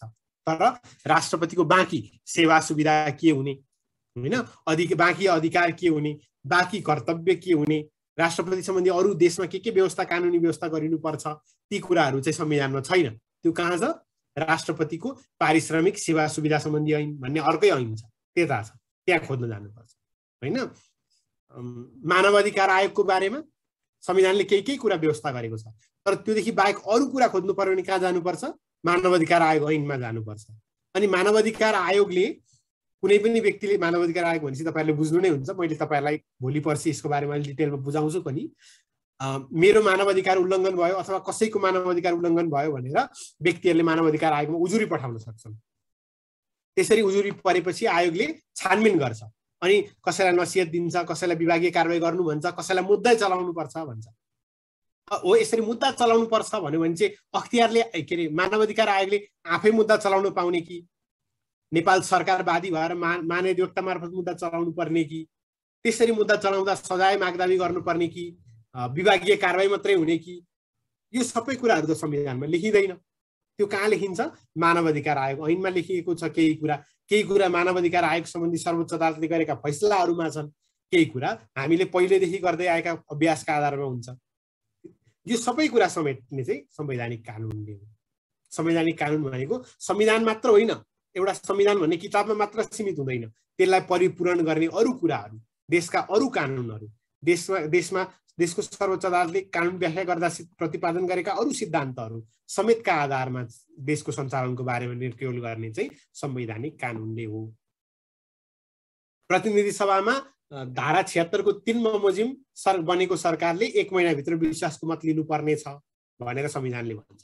अब विश्वासको मत कसरी लिने, त्यो लिँदा के प्रस्ताव लिएर जाने, कतिजना समर्थक चाहिने, कतिजना प्रस्तावक चाहिने, कसले बोल्न पाउने, कसले बोल्न नपाउने, भोट कहाँ गएर दिने, त्यो भोट गर्ने ठाउँ कसरी छुट्याउने, त्यहाँ कसरी मान्छेको नाम लिस्ट हुन्छ कि के हुन्छ, हात उठाएर भोट गर्ने कि सही गरेर भोट गर्ने, यो सबै कुरा संविधानमा लेखिँदैन, लेख्न सम्भव पनि हुँदैन। ती सबै कुरा अरू कुनै कानुनमा, अरू कुनै नजिर फैसलामा, अरू कुनै हाम्रा प्रथा परम्परामा यी चिजहरू छरिएर रहेका हुन सक्छन्।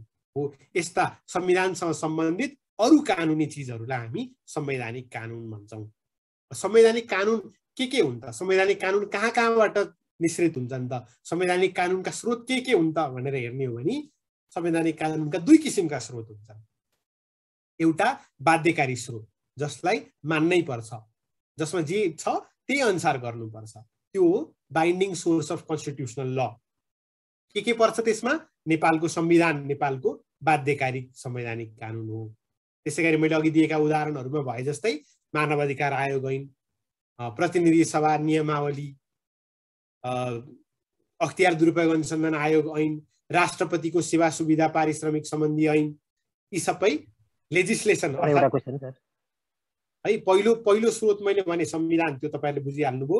दोस्रो स्रोत लेजिस्लेसन अर्थात् विधायन अर्थात् कानुन के हुन्छन्? अहिले मैले दिएका उदाहरण जस्तो अरू ऐन, अरू नियमहरू संवैधानिक कानुनका स्रोत हुन सक्छन्। अर्को नजिर। कस्तो नजिर भन्नाले जस्तो कस्तो त भन्दाखेरि रोयल नेपाल एयरलाइन्स कर्पोरेसन भन्ने थियो त्यतिखेर हैन। रोयल नेपाल एयरलाइन्स कर्पोरेसन भन्ने थियो, त्यसले कर्मचारी राख्थ्यो, तर एयर होस्टेस छन् भने चाहिँ एउटा निश्चित उमेर पुगे पछाडि ल तिमीले अब यसमा काम गर्न मिल्दैन, अब काम गर्न मिल्दैन, तिमी अवकाश ल्याऊ भन्थ्यो। पुरुषलाई भन्दैन थियो, महिलालाई भन्थ्यो हैन। महिलालाई पुरुषले चाहिँ पछिसम्म उमेर पुगेपछि छोड्न पर्ने हैन। यो त ठिक भएन भनेर रीना बज्राचार्यले सर्वोच्च अदालतमा रिट दिनुभयो, रिट निवेदन दायर गर्नुभयो। त्यसमा सर्वोच्च अदालतले के भन्यो? ठिक हो त, यस्तो हुँदैन, महिलालाई अर्कै पुरुषलाई अर्कै रिटायरमेन्ट एज, यो त भएन, ल यो असमान भयो, यो खारेज हुन्छ भन्यो। त्यहाँ त्यो खारेज गर्दै गर्दा सर्वोच्चले के भन्यो? सबै नागरिक बराबर हुन्, सबै व्यक्तिको एउटा आत्मसम्मान हुन्छ, त्यो अनुसार सबैलाई एकरूपको व्यवहार गरिनुपर्छ। सबैलाई एकरूपको व्यवहार गरिएन भने त्यो असमान व्यवहार हो। असमान व्यवहार भनेको जायज हुँदैन, राज्यले नागरिकहरू बीच असमान व्यवहार गर्नु हुँदैन भनेर व्याख्या गर्यो नि त। हो त्यो फैसला पनि जहाँ मैले यहाँ स्लाइडमा प्रेसिडेन्ट भनेर लेखेको छु, प्रेसिडेन्टलाई नेपालीमा नजिर भनिन्छ। नजिर भनेको पूर्व फैसलाहरू, सर्वोच्च अदालतले पहिला गरिसकेका फैसलाहरू। यस्ता फैसलाहरूले पनि संवैधानिक कानुनको स्रोत बन्छन्। त्यो एकजना रीना बज्राचार्यको मुद्दा मात्रै रहेन नि त। अब सर्वोच्चले फैसला गर्दा के भन्यो? कुनै पनि नागरिकलाई सरकारले असमान व्यवहार गर्नु हुँदैन, किनकि सबै नागरिक सम्मानमा, सबै नागरिक आफ्नो हैसियतमा, आफ्नो अस्तित्वमा राज्यको नजरमा बराबर छन् र त्यसै अनुसार व्यवहार गरिनुपर्छ भन्ने जुन कानुनी सिद्धान्त सर्वोच्च अदालतले प्रतिपादन गर्यो, कानुनी नजिर फैसला जुन प्रतिपादन गर्यो, त्यो पनि संवैधानिक कानुनको स्रोत हो। गजेन्द्रजी के भन्न खोज्नुहुँदैछ भन्नुहोस् त। यो संवैधानिक कानुनको विषयमा नि यो उदाहरण दिएर कुन कानुन चाहिँ, कुन ऐन चाहिँ संवैधानिक कानुनभित्र पर्छ र त्योभन्दा बाहेक पर्ने भनेर यसो उदाहरणबाट प्रश्न पार्न पाइयो हुन्थ्यो भन्ने कुरा। हुन्छ गजेन्द्रजी, तर त्यसमा एउटा अप्ठ्यारो छ। त्यसमा एउटा अप्ठ्यारो के छ भने संवैधानिक कानुन चाहिँ कुन कुन संवैधानिक कानुन हो र होइन भन्न कसरी गाह्रो हुन्छ भने संवैधानिक कानुनदेखि बाहेक अरू कानुन के कानुन हुन् त भन्ने प्रश्न सिर्जना हुन्छ होइन। ती असंवैधानिक कानुन हुन् त भन्ने प्रश्न सिर्जना हुन्छ। अनि फेरि ती कानुनको चाहिँ के औचित्य हो त, के काम गर्छन् त भन्ने प्रश्न सिर्जना हुन्छ होइन। त्यसैले कुन कुन कानुन चाहिँ संवैधानिक कानुनभित्र पर्दैनन् भनेर यो पर्दैन अप्ठ्यारो हुन्छ।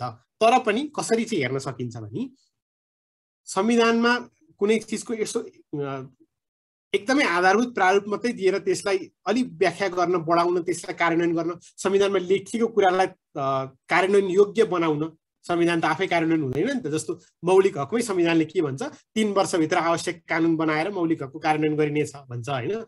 संविधान कार्यान्वयन हुन त अरू कानुन चाहिन्छ हो। यसरी संविधानलाई कार्यान्वयन गर्न चाहिने अरू कानुनहरूलाई संवैधानिक कानुन भनिएको हो भनेर बुझ्न एकदमै सजिलो छ। त्यसका उदाहरण जति पनि दिन सकिन्छ होइन। जस्तो उदाहरणको लागि अघिदेखि म भनिआएको छु होइन, अहिले अरू पनि कानुन आएको छन्। जस्तो यातना पीडित क्षतिपूर्ति सम्बन्धी ऐन होइन, व्यक्तिगत गोपनीयता सम्बन्धी ऐन, यो सबै संविधानमा लेखिएका कुराका बारेमा आएको, मौलिक हकको कार्यान्वयनको बारेमा होइन। राष्ट्रपतिको बारेमा मैले तपाईँहरूलाई अघि नै भनिहालेँ होइन। नेपाल सरकार कार्य सञ्चालन नियमावली भन्ने छँदैछ, सरकारले कसरी काम चलाउने भनेर होइन। महाधिवक्ताको सेवा सुविधा पारिश्रमिक सम्बन्धी ऐन छ होइन। न्याय प्रशासन ऐन छ, त्यसले भन्छ अदालतहरू कसरी चल्ने भनेर। यसरी संविधानमा लेखेका कुरालाई विस्तारमा व्याख्या गर्न बनेको कानुन संवैधानिक कानुन हो भनेर भनिन्छ। अब के चाहिँ संवैधानिक कानुन होइन भनेर ठक्कै यो कानुन चाहिँ संवैधानिक कानुन होइन भनेर भन्न सकिने अवस्था हुँदैन, किनभने सबै कानुनको स्रोत वास्तवमा संविधान नै हुन्छ। सबै कानुनको वास्तवमा स्रोत संविधान नै हुन्छ। तथापि केही कानुनहरू भने संविधानसँग सिधै सम्बन्धित नहुन सक्छन्। जस्तो उदाहरणको लागि नेपालमा पनि कुनै चिजको उत्पादन हुन्छ, उदाहरणको लागि नेपालमा पनि तेल उत्पादन हुन्छ, उदाहरण है यो एकदमै काल्पनिक उदाहरण। मानौ नेपालमा पनि तेल उत्पादन हुन्छ, भारतमा पनि तेल उत्पादन हुन्छ। भारतमा चाहिँ असाध्यै सस्तो मूल्यमा तेल उत्पादन हुन्छ, अनि त्यसलाई नेपालमा आयात गर्दाखेरि पनि नेपालमा तेल उत्पादन गर्न लाग्ने खर्चभन्दा सस्तो पर्छ भने सबैले भारतबाट तेल लिएर आउने भए नेपालको उद्योग व्यवसाय त तेल उद्योग त चौपट हुने भयो होइन। त्यसैले भारतबाट ल्याएको तेलमा चाहिँ अलिकति विशेष केही व्यवस्था गर्न पर्छ कि भनेर भारतबाट ल्याएको तेलको मूल्य अलिकति बढाइदिने, त्यसमा भन्सार अलिकति थप्ने कि त्यसमा अलिकति शुल्क केही गरी थप्ने कि भनेर व्यवस्था गर्न बनेको एउटा ऐन छ, जसलाई safeguard anti dumping and countervailing act भनिन्छ हो। यो ऐन संविधानको एकदम स्पष्ट उद्देश्यसँग, संविधानले एकदमै लेखेको चिजसँग स्पष्ट रूपले सम्बन्धित छैन। तर कसरी सम्बन्धित हुन्छ हेर्नुहोस् है, यो संवैधानिक कानुन होइन होला जस्तो लाग्छ यसो हेर्दा। तर कसरी सम्बन्धित हुन्छ, यो नेपाली नागरिकको पेसा, रोजगार, उद्योग व्यवसाय खोल्न पाउने हकसँग यो सम्बन्धित हुन्छ। नेपाली उद्योगहरूको बारेमा यो सम्बन्धित हुन्छ, नेपालको अर्थव्यवस्थासँग यो सम्बन्धित हुन्छ। यसरी हेर्दा सबै कानुन कुनै न कुनै रूपमा संवैधानिक कानुन हुन्छन् होइन। तर हामीले अहिले यहाँ कन्स्टिट्युसन ल एन्ड कन्स्टिट्युसन भनेर पढ्दै गर्दा चाहिँ हामीले के भन्न खोजेको हो भने संविधान अनुसार राज्य सञ्चालन गर्न के कानुन चाहिन्छ त होइन। राज्यका मूल अङ्गहरूको सञ्चालनका लागि, गठन गर्नका लागि, तिनका कार्य सम्पादनका लागि के कानुनहरू बिना त्यो काम हुन सक्दैन त भनेर हेर्न खोजेको हुनाले त्यति चिजहरूलाई मात्रै हामीले संवैधानिक कानुन भनेर अर्थ्याउन खोजेको हो। तर त्यसमा ठ्याक्कै यति चाहिँ संवैधानिक कानुन हो, यति चाहिँ होइन है भन्ने ठाउँ चाहिँ छैन। गजेन्द्रजी फेरि केही सोध्न खोज्नुहुँदैछ? ह्यान्ड रेज भन्दैछ।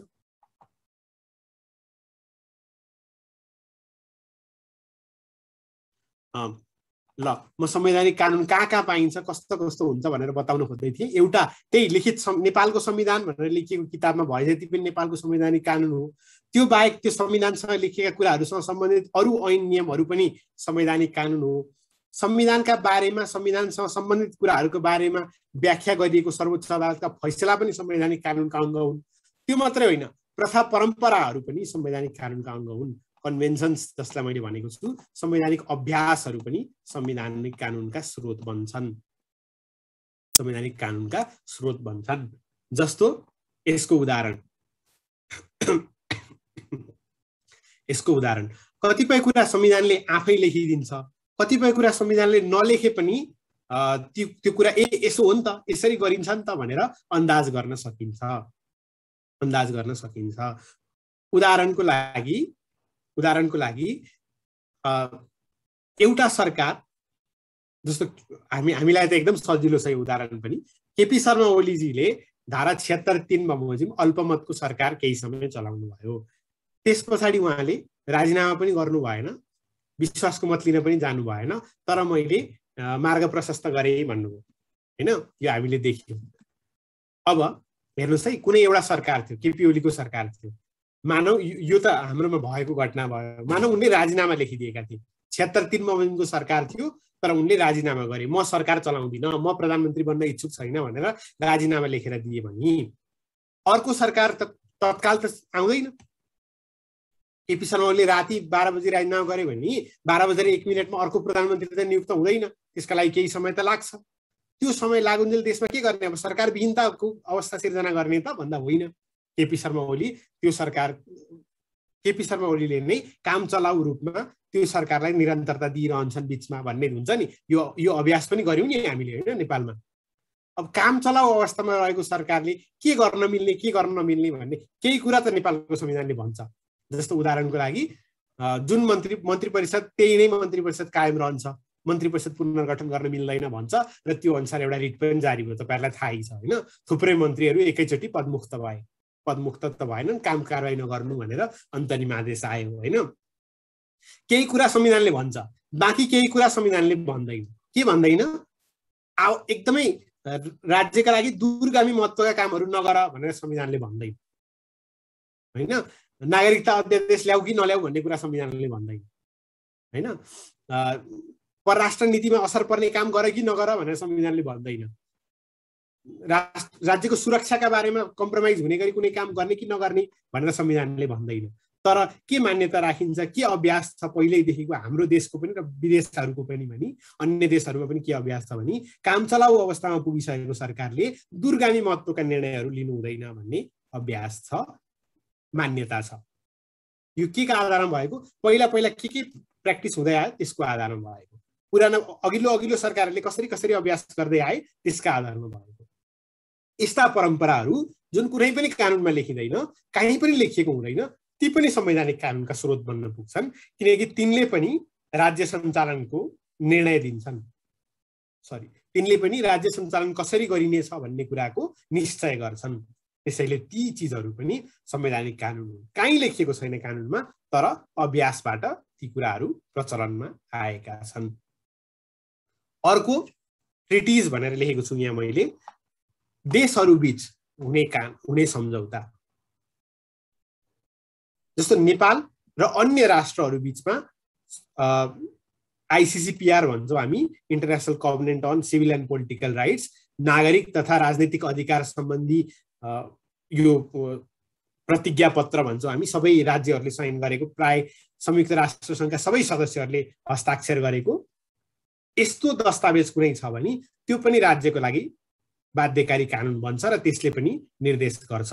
उदाहरणको लागि मैले तपाईहरुलाई भन्नुपर्दा नेपालमा द्वन्द्वकालीन मुद्दाहरूको विषयमा पनि अन्तर्राष्ट्रिय कानुनको विषयमा बोलिएको छ हैन। सर्वोच्च अदालतका धेरै फैसलाहरू छन्। जस्तो नेपालमा लामो समय तपाईहरुलाई थाहै छ सशस्त्र द्वन्द्व रह्यो, युद्ध थियो, त्यसमा धेरै व्यक्तिहरूको मृत्यु पनि भयो, धेरै अपराधहरू पनि भए व्यक्ति विरुद्ध युद्धका नाममा। ती युद्धका नाममा भएका व्यक्ति विरुद्धका अपराधहरू मध्ये केही राजनीतिक थिए पनि होलान्, केही थिएनन् पनि होला हैन। अब त्यसमा यी सबै अपराध राजनीतिक हुन्, यी सबै भएका घटनाहरू राजनीतिक हुन्, त्यसमा कानुनी सजाय हुनु हुँदैन भनेर कुनै पक्षले दलिल दियो, कुनै पक्षले होइन भएभरका सबै चिजमा कानुनी सजाय हुन्छ, अदालत अनुसार सजाय गर्नुपर्छ, कानुन अनुसार सजाय गर्नुपर्छ भन्ने जिकिर गर्यो। त्यो विषयमा सबैलाई आम माफी दिनुपर्छ किनकि यी सबै चाहिँ राजनीतिक मुद्दा हुन् भनेर सरकारका पनि केही तहहरूमा त्यसको विषयमा छलफल हुँदै गर्दाखेरि सर्वोच्च अदालतमा रिट निवेदन पर्यो। त्यो सर्वोच्च अदालतको रिट निवेदनमा सर्वोच्च अदालतले के भन्छ भने नेपालले विदेशका अन्य राष्ट्रहरूसँग गरेका सम्झौताहरू पनि छन्, ती सँग गरेका सम्झौताहरू पनि नेपालका लागि बाध्यकारी कानुनै जस्ता हुन्, हो ती कानुनका आधारमा पनि राज्यले मनपरी चल्न पाउँदैन, राज्यले मनपरी चल्न पाउँदैन। नागरिकका अधिकार छन्, दण्डहीनताको सिर्जना हुने गरी सबै अपराधबाट आम माफी हुन सक्दैन, अपराधको सजाय हुन्छ, राजनीतिक कसुरको अरू कुनै उपाय हुन सक्छ, तर ब्ल्याङ्केट एमनेस्टी भन्छौँ सबैलाई गोसवारा तरिकाले आम माफी चाहिँ हुन सक्दैन, किनकि अन्तर्राष्ट्रिय कानुनले दिँदैन। हाम्रो देशको मूल्य मान्यताको कुरो थियो, हाम्रो देशको शान्ति प्रक्रियाको कुरा थियो, हाम्रो देशको राजनीतिक परिवर्तनको कुरा थियो, तर सर्वोच्च अदालतले के भन्यो, अन्तर्राष्ट्रिय कानुनले यसमा के बोल्छ भन्ने कुरा पनि महत्त्वपूर्ण छ, त्यो पनि हेरिनुपर्छ। अहिलेको समयमा त झन् अत्यावश्यक रूपमा हेरिनुपर्छ भनेर सर्वोच्च अदालतले फैसला गर्यो। किन? देश बीच हुने सन्धि सम्झौताहरू पनि संवैधानिक कानुनका स्रोत हुन् र बन्छन्। कहिलेकाहीँ नेपालको संविधानले कुनै हक नागरिकलाई नदिइरहेको पनि हुन सक्छ, तर नेपालले सही गरेको अन्तर्राष्ट्रिय कानुनमा, नेपाल पक्ष राष्ट्र भएको अन्तर्राष्ट्रिय कानुनमा त्यो चिज नेपाली नागरिकलाई हकैको रूपमा दिएको हुन सक्छ। त्यस्तो अवस्थामा त्यो हक नेपाली नागरिकले दाबी गर्न सक्ने अवस्था पनि बन्न सक्छ। त्यसैले कति अवस्थाहरूमा विदेशी कानुन त भनिँदैन, विदेशी कानुन भनेको त अर्को देशको कानुन भयो होइन। भारतको कानुन हाम्रो लागि विदेशी कानुन भयो, अमेरिकाको कानुन हाम्रो लागि विदेशी कानुन भयो, तर एकभन्दा बढी देशमा लागू हुने कानुन चाहिँ अन्तर्राष्ट्रिय कानुन हो। यो फरक छ है अन्तर्राष्ट्रिय कानुन र विदेशी कानुनमा। अन्तर्राष्ट्रिय कानुनका ट्रिटिज भनेको छु मैले, अन्तर्राष्ट्रिय कानुनका सन्धि सम्झौताहरू, अनुबन्धनहरू, प्रतिज्ञापत्रहरू यी सबै चाहिँ कहिलेकाहीँ संवैधानिक कानुनका स्रोत हुन्छन् अवस्था परिस्थिति हेरेर। उदाहरणको लागि universal declaration of human rights, international covenant on civil and political rights, बाल अधिकार सम्बन्धी महासन्धि, चाइल्ड राइट कन्भेन्सन, महिला विरुद्ध हुने सबै प्रकारका भेदभाव उन्मूलन गर्ने महासन्धि, convention on elimination of all form of discrimination against woman, यस्ता अन्तर्राष्ट्रिय कानुनहरू नेपालको लागि संवैधानिक कानुनका स्रोत बन्न सक्छन्। अब अरू केही बाध्यकारी नभए पनि संवैधानिक कानुनका अरू पनि स्रोतहरू हुन सक्छन्। जस्तै अघि मैले केसी वेयरको एउटा किताबको नाम लिएको थिएँ तपाईँहरूको अगाडि, मोडर्न कन्स्टिट्युसन्स भन्ने, त्यस्तै अरू थुप्रै किताबहरू हुन सक्छन्। जस्तो मोन्टेस्क्यूको द स्पिरिट अफ लज भन्ने किताबमा शक्ति पृथकीकरण तथा सन्तुलनको सिद्धान्तको बारेमा पढ्न सकिने भयो होइन। अनि एबी डाइसीको किताबमा रुल अफ ल, विधिको शासनको बारेमा पढ्न सकिने भयो होइन। यसरी जस्तो यो संसद विघटन सम्बन्धी अहिलेको फैसलामा त त्यति धेरै उल्लेख गरेको देखिँदैन, अहिलेको मतलब यो पहिलो विघटनकोमा त्यति उल्लेख गरेको छैन, दोस्रो विघटनमा अलिकति उल्लेख गरेको छ, र पहिला गिरिजाप्रसाद कोइरालाले मनमोहन अधिकारीले गरेको विघटनको मुद्दाको फैसलामा सर आइभर जेनिङ्स भन्ने व्यक्तिले लेखेको the study of the lodge of the constitution भन्ने किताबको बारेमा धेरै लामो व्याख्या गरिएको थियो, यस्ता विज्ञहरूले लेखेका किताबहरू पनि कहिलेकाहीँ संवैधानिक कानुनका स्रोत बन्न सक्छन्। ती किताबको आधारमा पनि के कुरा गर्ने र के कुरा गर्न नमिल्ने भन्ने हुन सक्छ। अर्को, यस्तै अवस्थामा भारतमा चाहिँ के भयो त, यो विषयमा अमेरिकामा चाहिँ के छ त? जस्तो अहिले आरक्षणको विषय एकदम विवादित भइरहेको छ, भर्खरै सर्वोच्च अदालतले फैसला गरेको छ। त्यो आरक्षण सम्बन्धी फैसलामा सर्वोच्च अदालतले 7-8वटा अरू देशहरूमा यस्तो छ भनेर लेखेको छ। भारतमा यस्तो छ, अमेरिकामा यस्तो छ, क्यानाडामा यस्तो छ, मलेसियामा यस्तो छ, श्रीलङ्कामा यस्तो छ भनेर, पाकिस्तानमा यस्तो छ भनेर सर्वोच्च अदालतले लेखेको छ होइन। अरू देशमा चाहिँ के गरिन्छ त भनेर पनि संवैधानिक कानुनको स्रोत, त्यसरी अरू देशको कानुन पनि कहिलेकाहीँ संवैधानिक कानुनको स्रोत बन्न सक्छ।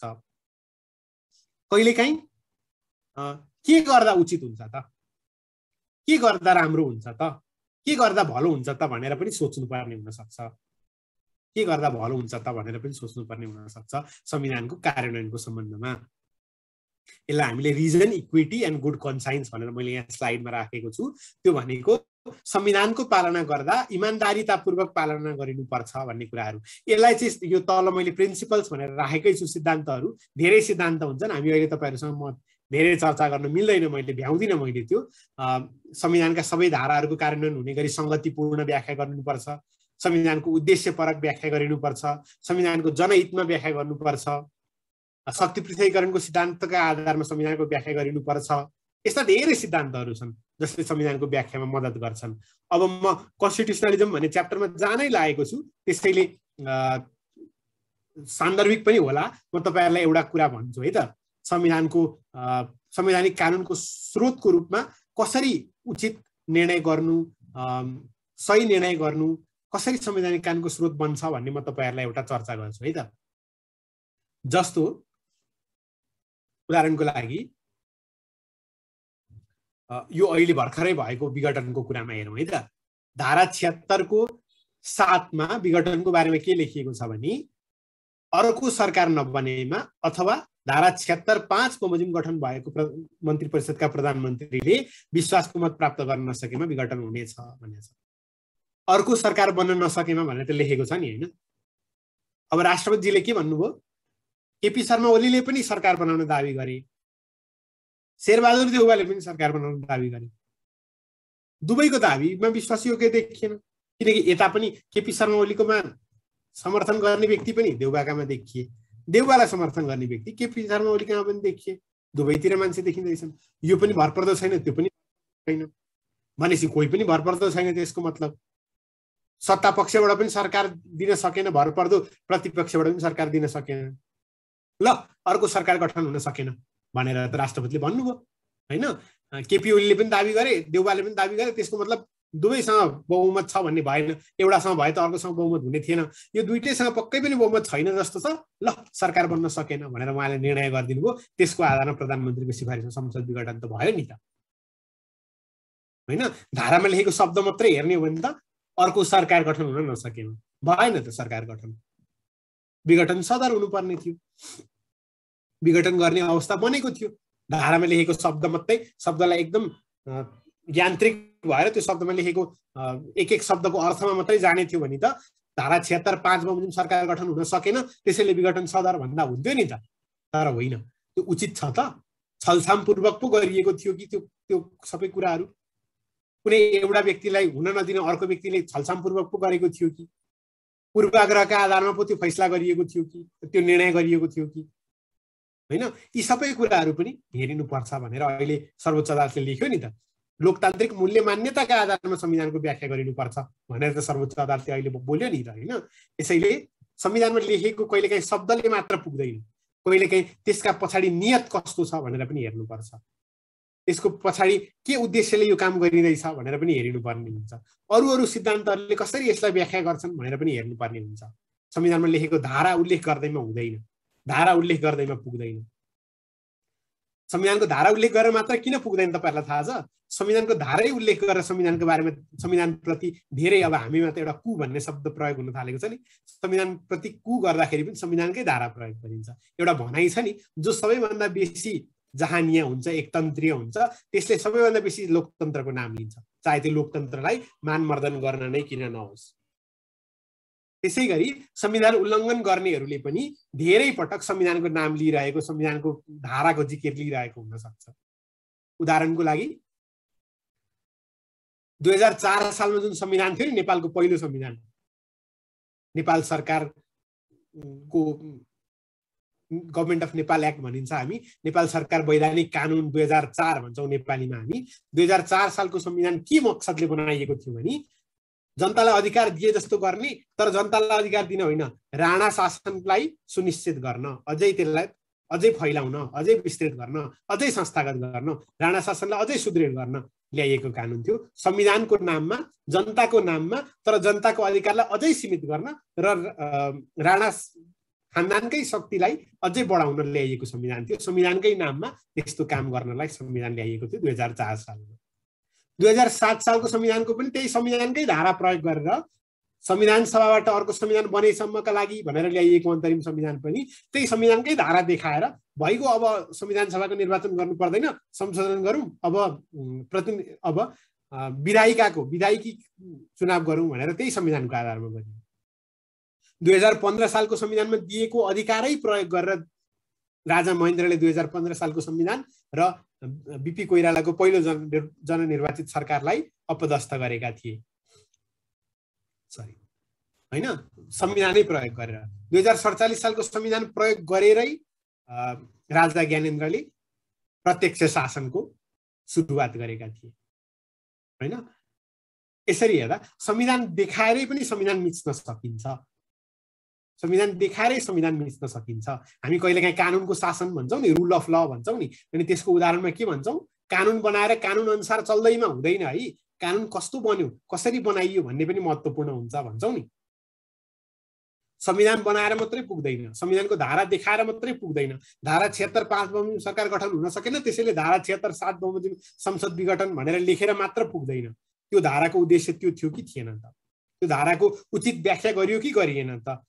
उचित मनसायले प्रयोग गरियो कि गरिएन त? कस्तो नियतले प्रयोग गरियो भन्ने पनि कहिलेकाहीँ हेर्नुपर्ने हुन सक्छ। दुईटा चिज हुन्छ। एउटा हो कुनै चिज कानुन सम्मत छ कि छैन भनेर हेर्नु, अर्को कुनै चिज विधि सम्मत छ कि छैन भनेर हेर्नु, वैधानिक छ कि छैन भनेर हेर्नु। कुनै चिज कानुनी छ कि छैन भनेर हेर्नु पर्दा कानुनको धारा मात्र हेरिन्छ, संविधानको धारा मात्रै हेरिन्छ, ऐनको दफा मात्र हेरिन्छ, फलानु दफा अनुसार छ कि छैन भनेर मात्र हेरिन्छ। तर कुनै चिज वैध छ कि छैन भनेर हेर्नु पर्यो भने त्यो विषयमा जनताको के आकांक्षा छ, त्यो विषयमा त्यो धारा प्रयोग गर्नेले कसरी त्यो धारा प्रयोग गर्यो त भन्ने कुरा पनि हेरिन्छ। त्यसैले वैधता भनेको, वैधानिकता भनेको कुनै चिज कानुनी छ कि छैन भन्ने कुरा भन्दा अलि ठुलो हुन्छ। कुनै चिज संवैधानिक छ कि छैन भनेर, त्यसैले कुनै चिज संवैधानिक छ कि छैन भनेर हेर्नलाई, संसद विघटन संवैधानिक छ कि छैन भनेर हेर्नलाई धारा 76 5 बमोजिम कुनै व्यक्तिले राष्ट्रपतिले नियुक्त गर्न सक्नुभयो कि भएन भनेर मात्रै हेर्न हुँदैन। त्यो धाराको प्रयोग राष्ट्रपतिले उचित मनसायले गर्नुभयो कि भएन भनेर पनि हेरिनुपर्ने हुन सक्छ हैन। त्यसैले संविधानको बारेमा कहिलेकाहीँ संविधानमा लेखिएका प्रावधान मात्र हेरेर पुग्दैन, अरु बेसी केही पनि हेर्नुपर्छ। के हेर्नुपर्छ? त्यो संविधानको, मैले अर्को स्लाइड चेन्ज गरेँ, तपाईहरु हेर्नु हुँदैछ भने त्यो संविधानको दर्शन के हो, त्यो संविधानले अंगीकार गरेको मुख्य मूल्य मान्यता के हो, त्यो संविधानले व्यवस्था गरेको मुख्य सिद्धान्त के हो, त्यो संविधानले आत्मसात गरेको व्यवस्था के हो, कुन व्यवस्थाको बारेमा त्यो संविधान हो, त्यो संविधानको उद्देश्य के हो, के सोचेर त्यो धारा त्यो प्रबन्ध संविधानमा गरिएको हो भन्ने कुरा पनि हेरिनुपर्छ। यसलाई भन्छौँ हामी संविधानवाद। संविधानवाद भनेको के हो भनेर तपाईहरुको परीक्षामा आउन सक्छ। डिटेलमा हामी आज नसकिएको कुराहरु हामी कन्टिन्यू हुने अर्को सत्रमा पनि चर्चा गर्न सक्छौं। त्यसैले आत्तिनु पर्दैन, म आज यति छोटोमा र्याप अप हुन आँटो भनेर पिर मान्नु पर्दैन। कन्स्टिट्युसनलिजम यो एउटा इम्पोर्टेन्ट क्वेशन हो तपाईहरुको परीक्षाको लागि। कन्स्टिट्युसनलिजम अथवा संविधानवाद भनेको के हो भने संविधानले अंगीकार गरेको मुख्य मूल्य मान्यता जे हो नि त्यो नै संविधानवाद हो। जे पनि हुन सक्छ, लोकतन्त्र पनि संविधानवादसँग जोडिन सक्छ, विधिको शासन संविधानवाद हुन्छ, स्वतन्त्र न्यायपालिका संविधानवादसँग जोडिन्छ, जनताका अधिकारहरूको सुनिश्चित हुन्छ भन्ने पनि संविधानवादसँग जोडिन्छ, आवधिक निर्वाचन पनि संविधानवादसँग जोडिन्छ हैन, सीमित सरकार पनि संविधानवादसँग जोडिन्छ हैन, सुशासन पनि संविधानवादसँग जोडिन्छ। यी सबै कुराहरू संविधानवादसँग जोडिन्छ। वास्तवमा संविधानवाद भनेको कति हो? एकदम छोटकरीमा भन्नुपर्दा राज्यमा स्वेच्छाचारिता नहोस् भन्नका लागि संविधानले लेखेका कुरा मात्र होइन, संविधानमा उल्लेख भएको प्रावधान मात्र होइन, संविधानको मर्म, संविधानको मुख्य मूल्य मान्यता, संविधानको आदर्श र संविधानको सिद्धान्त समेतलाई पालना गर्नुपर्छ, त्यसका आधारमा शासन सञ्चालन हुनुपर्छ भन्ने अवधारणा चाहिँ संविधानवाद हो। संविधान सबैभन्दा सर्वोच्च हुन्छ, संविधान सबैभन्दा सर्वोच्च हुन्छ र सबैजनाले संविधान अन्तर्गत र संविधान सम्मत हुने गरी मात्र आफ्ना सबै कार्यहरू सञ्चालन गर्नुपर्छ भन्ने अवधारणा संविधानवादको अवधारणा हो। त्यो गर्दै गर्दा मैले भनिसके, फेरि दोहोर्याएर भन्छु किनकि यो महत्त्वपूर्ण छ। संविधान सर्वोच्च छ र संविधान अनुसार सबैले कार्य सञ्चालन गर्नुपर्छ भन्दै गर्दा संविधानको प्रावधान मात्र होइन, संविधानको मर्म, संविधानको उद्देश्य, संविधानले आत्मसात गरेका आदर्शहरू, संविधानले अंगीकार गरेका सिद्धान्तहरू, उद्देश्यहरू, यी सबै कुरा पनि संविधान सबैभन्दा सर्वोच्च हुन्छन्। त्यसका आधारमा सबै चिज चल्नुपर्छ भन्ने विषय चाहिँ संविधानवाद हो, भन्ने सिद्धान्त चाहिँ संविधानवाद हो। यसरी हेर्दा संविधान भनेको कानुन हो, तर संविधानवाद भनेको त्यो संविधान अनुसार सबै चिज चल्नुपर्छ भन्ने दर्शन हो, फिलोसफी हो संविधान भनेको। यसले सरकारलाई सीमित गर्छ, यसले सरकारका सबै कार्यहरूको वैधानिकता परीक्षण गर्छ, यसले सरकारप्रति जनताको अपनत्वको कुरा गर्छ, जनताले सरकारप्रति राखेका उद्देश्यहरूको बारेमा यसले कुरा गर्छ है। त्यसैले यो भयो संविधानवादको एकदमै आधारभूत परिचय। यसमा के कुराहरू मुख्य रहन्छ त? संविधानवाद भनिसक्दा कुनै देश संविधानवादमा आधारित छ कि छैन, कुन देशमा कस्तो संविधानवाद छ, संविधानवादका आधारमा कुनै काम उचित छ कि छैन भनेर हेर्न के हेरिनुपर्छ त भन्दा राज्यमा राज्य शक्तिहरूको बाँडफाँड के कसरी भएको छ, सबै शक्तिमानहरूलाई जस्तो सरकारलाई आफ्नो शक्तिको सीमा तोकिएको छ कि छैन, कुनै निश्चित आयोग छ भने त्यो आयोगलाई उसको शक्तिको सीमा तोकिएको छ कि छैन, सर्वोच्च अदालतलाई उसको शक्तिको सीमा तोकिएको छ कि छैन, र तोकिएको छ भने त्यो सीमाभित्र बसेर उसले काम गरेको छ कि छैन भनेर हेरिनु पनि संविधानवाद हो। लिमिट अन पावर्स, शक्तिको सीमा। त्यो शक्तिको स्रोत के हुन्छ भन्दा जनता अथवा जनताका प्रतिनिधिहरूले बनाइदिएको कानुन अथवा गरेको आफ्नो जनादेश, हैन, जनताले दिएको जनादेश अथवा जनताका प्रतिनिधिले बनाएको कानुनका आधारमा मात्र सरकारले आफ्नो शक्तिको प्रयोग गर्न सक्नेछ भन्ने अवधारणा संविधानवाद हो। त्यति मात्रै होइन, सरकार जनताप्रति उत्तरदायी हुनुपर्छ, अकाउन्टेबिलिटी, हैन, सरकार जनताप्रति उत्तरदायी हुनुपर्छ भन्ने कुरा पनि संविधानवाद हो। सरकारले जेसुकै कार्य गर्दा पनि, अब यहाँ मैले और राखेको छु, इन्डिभिजुअल एन्ड इन्डिभिजुअल राइट और पिपल्स राइट भनेको छु। यो चाहिँ किनभने कोही व्यक्ति चाहिँ हामी यहाँ धेरै खालका छौँ नि त, होइन, सबैका आफ्ना मूल्य मान्यता हुन सक्छन्। कसैलाई इन्डिभिजुअल लिबर्टी, एउटा व्यक्तिको स्वतन्त्रता सबैभन्दा महत्त्वपूर्ण हो भन्ने लाग्न सक्छ, कसैलाई एउटा समाजको हक, समाजको व्यवस्था सबैभन्दा महत्त्वपूर्ण हो भन्ने लाग्न सक्छ, जे पनि हुन सक्छ, होइन। त्यसैले मैले यहाँ स्ल्यास गरिदिएको छु। जे होस्, जनता र जनताको अधिकारलाई सेन्टरमा राखेर, केन्द्रमा राखेर कार्य सञ्चालन भएको हुनुपर्छ सरकारको भन्ने कुरा संविधानवादको मूल्य मान्यता हो, मुख्य मान्यता हो। अर्को के पनि हो भने सरकार भनेको सबै शक्तिको स्रोत पनि होइन, सबै शक्तिको केन्द्र पनि होइन, र सबै शक्ति भएको शक्ति सम्पन्न निकाय पनि होइन। सरकार त के मात्र हो, जनताको हकमा यसो व्यवस्था गरिदिने ट्रस्टी भनिएको छ। यहाँ ट्रस्टी भनिएको छ। तपाईहरुलाई थाहा छ नि, गुठी हुन्छ नि, कुनै चिजको गुठी बनाइन्छ, कोष बनाइन्छ। ल, गुठीमा पनि नजाउँ, गुठीमा त बरु अलिकति बेसी कम्प्लिकेसनहरू छन्, अप्ठ्यारा पक्षहरू छन्। एउटा कोष हुन्छ नि, अक्षय कोष। त्यो अक्षय कोष चाहिँ मानव हाम्रो एउटा संस्था छ, हैन। त्यो संस्थामा कसैले आएर अक्षय कोष खोलिदियो, के भनेर खोलिदियो, हरेक वर्ष पुरस्कार दिनु है, यो कोषबाट आएको ब्याजले भनेर पुरस्कार सिर्जना गरेर गइदियो कोही व्यक्ति भनी हाम्रो संस्था छ, हामी त्यसलाई, हामीसँग त्यो कोष छ, तर हामीले के मात्रै गर्न सक्छौं, त्यो कोषको रकमलाई हामीले प्रयोग गर्न सक्दैनौं, त्यो कोषको रकमलाई अर्कै तरिकाले हामीले उपभोग गर्न सक्दैनौं। त्यो कोषको रकम हामीले प्रयोग गर्ने पनि होइन, हामीले के मात्रै गर्ने हो, त्यसलाई व्यवस्थापनसम्म हामीले गर्न पाउने हुन्छ। कोष सिर्जना गर्ने पनि अर्कै हुन्छ र त्यो कोषको हकवाला पनि अर्कै हुन्छ। सरकार पनि यो जति पनि स्रोत साधन छ नि देशमा, त्यो सबैको वास्तविक हकवाला त जनता हुन्। सरकारले त जनताको लागि, जनताको हक हितमा त्यो चिजलाई व्यवस्थासम्म गर्ने हो भन्ने अवधारणा पनि संविधानवादको अवधारणा हो। अब हामी आजको क्लासलाई टुङ्ग्याउँदैछौँ। म यति दुईटा कुरा मात्र भन्छु अब, अनि आजको क्लास टुङ्ग्याउँछौँ। बाँकी रहेका कुरा हामी कन्टिन्यू गर्छौँ अर्को क्लासमा। संविधानवाद भन्दै गर्दा, कन्स्टिट्युसनलिजम भन्दै गर्दा लिगल र पोलिटिकल कन्स्टिट्युसनलिजम भनिन्छ। लिगल कन्स्टिट्युसनलिजम भनेको कानुनी, संविधानवाद भनेको कानुनमा के लेखिएको छ त, संविधानको धारामा के लेखिएको छ त, कुनै कुरा गर्न पाउने कि नपाउने भन्ने बारेमा, सरकारले कुनै चिज गर्न पाउने कि नपाउने भन्ने विषयमा कुन ऐन कानुनमा के लेखिएको छ त भनेर लिखित कानुनी बाध्यकारी दस्तावेजमा कुनै चिज खोजिन्छ सरकारको सीमा भनी, त्यो लिगल कन्स्टिट्युसनलिजमको पार्ट हुन्छ। पोलिटिकल कन्स्टिट्युसनलिजम भनेको चाहिँ सरकारलाई सीमित त गर्ने, तर कानुन देखाएर होइन, धारा 1, धारा 20, धारा 133 देखाएर होइन, के चिज वैध छ त। जस्तो हुन्छ नि, संसद विघटन गलत हो भनेर रिट दायर पनि गरे कसैले सर्वोच्च अदालतमा गएर, त्यो लिगल कन्स्टिट्युसनलिजम हो।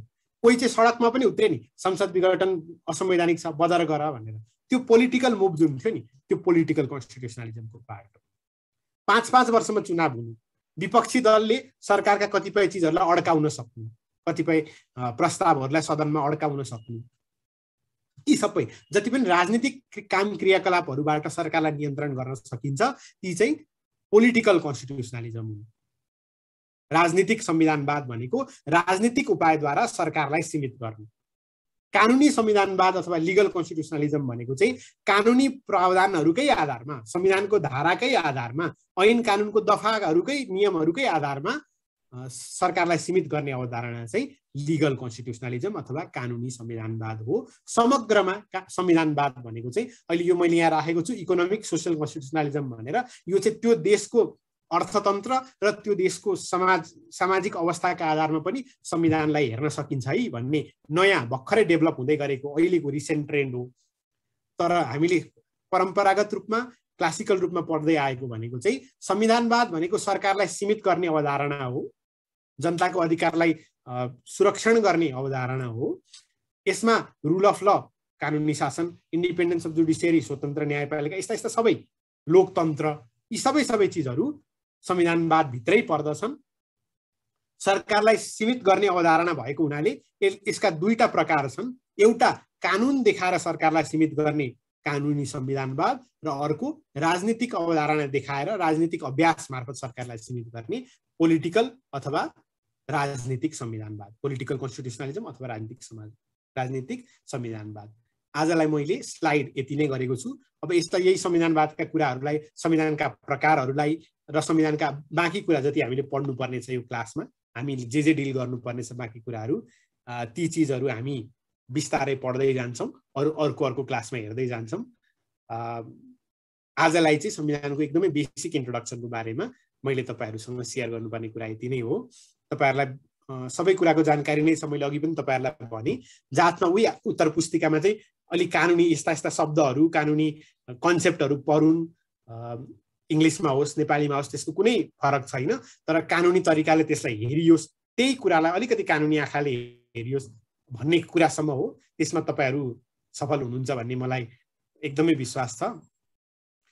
क्लासमा त केही सोध्नु भएको थिएन, तथापि अब क्लासको समय त समाप्त भइसकेको छ। तैपनि तपाईँहरूको केही त्यस्तै प्रश्न छन् भने म एक दुईवटा छोटो प्रश्नको उत्तर त गर्न पनि सक्छु अझै पनि। त्यो बाहेक अरू चाहिँ हामी अर्को कक्षामा गरौँला है। भोगबहादुरजी केही भन्नुहोस् त। नमस्कार।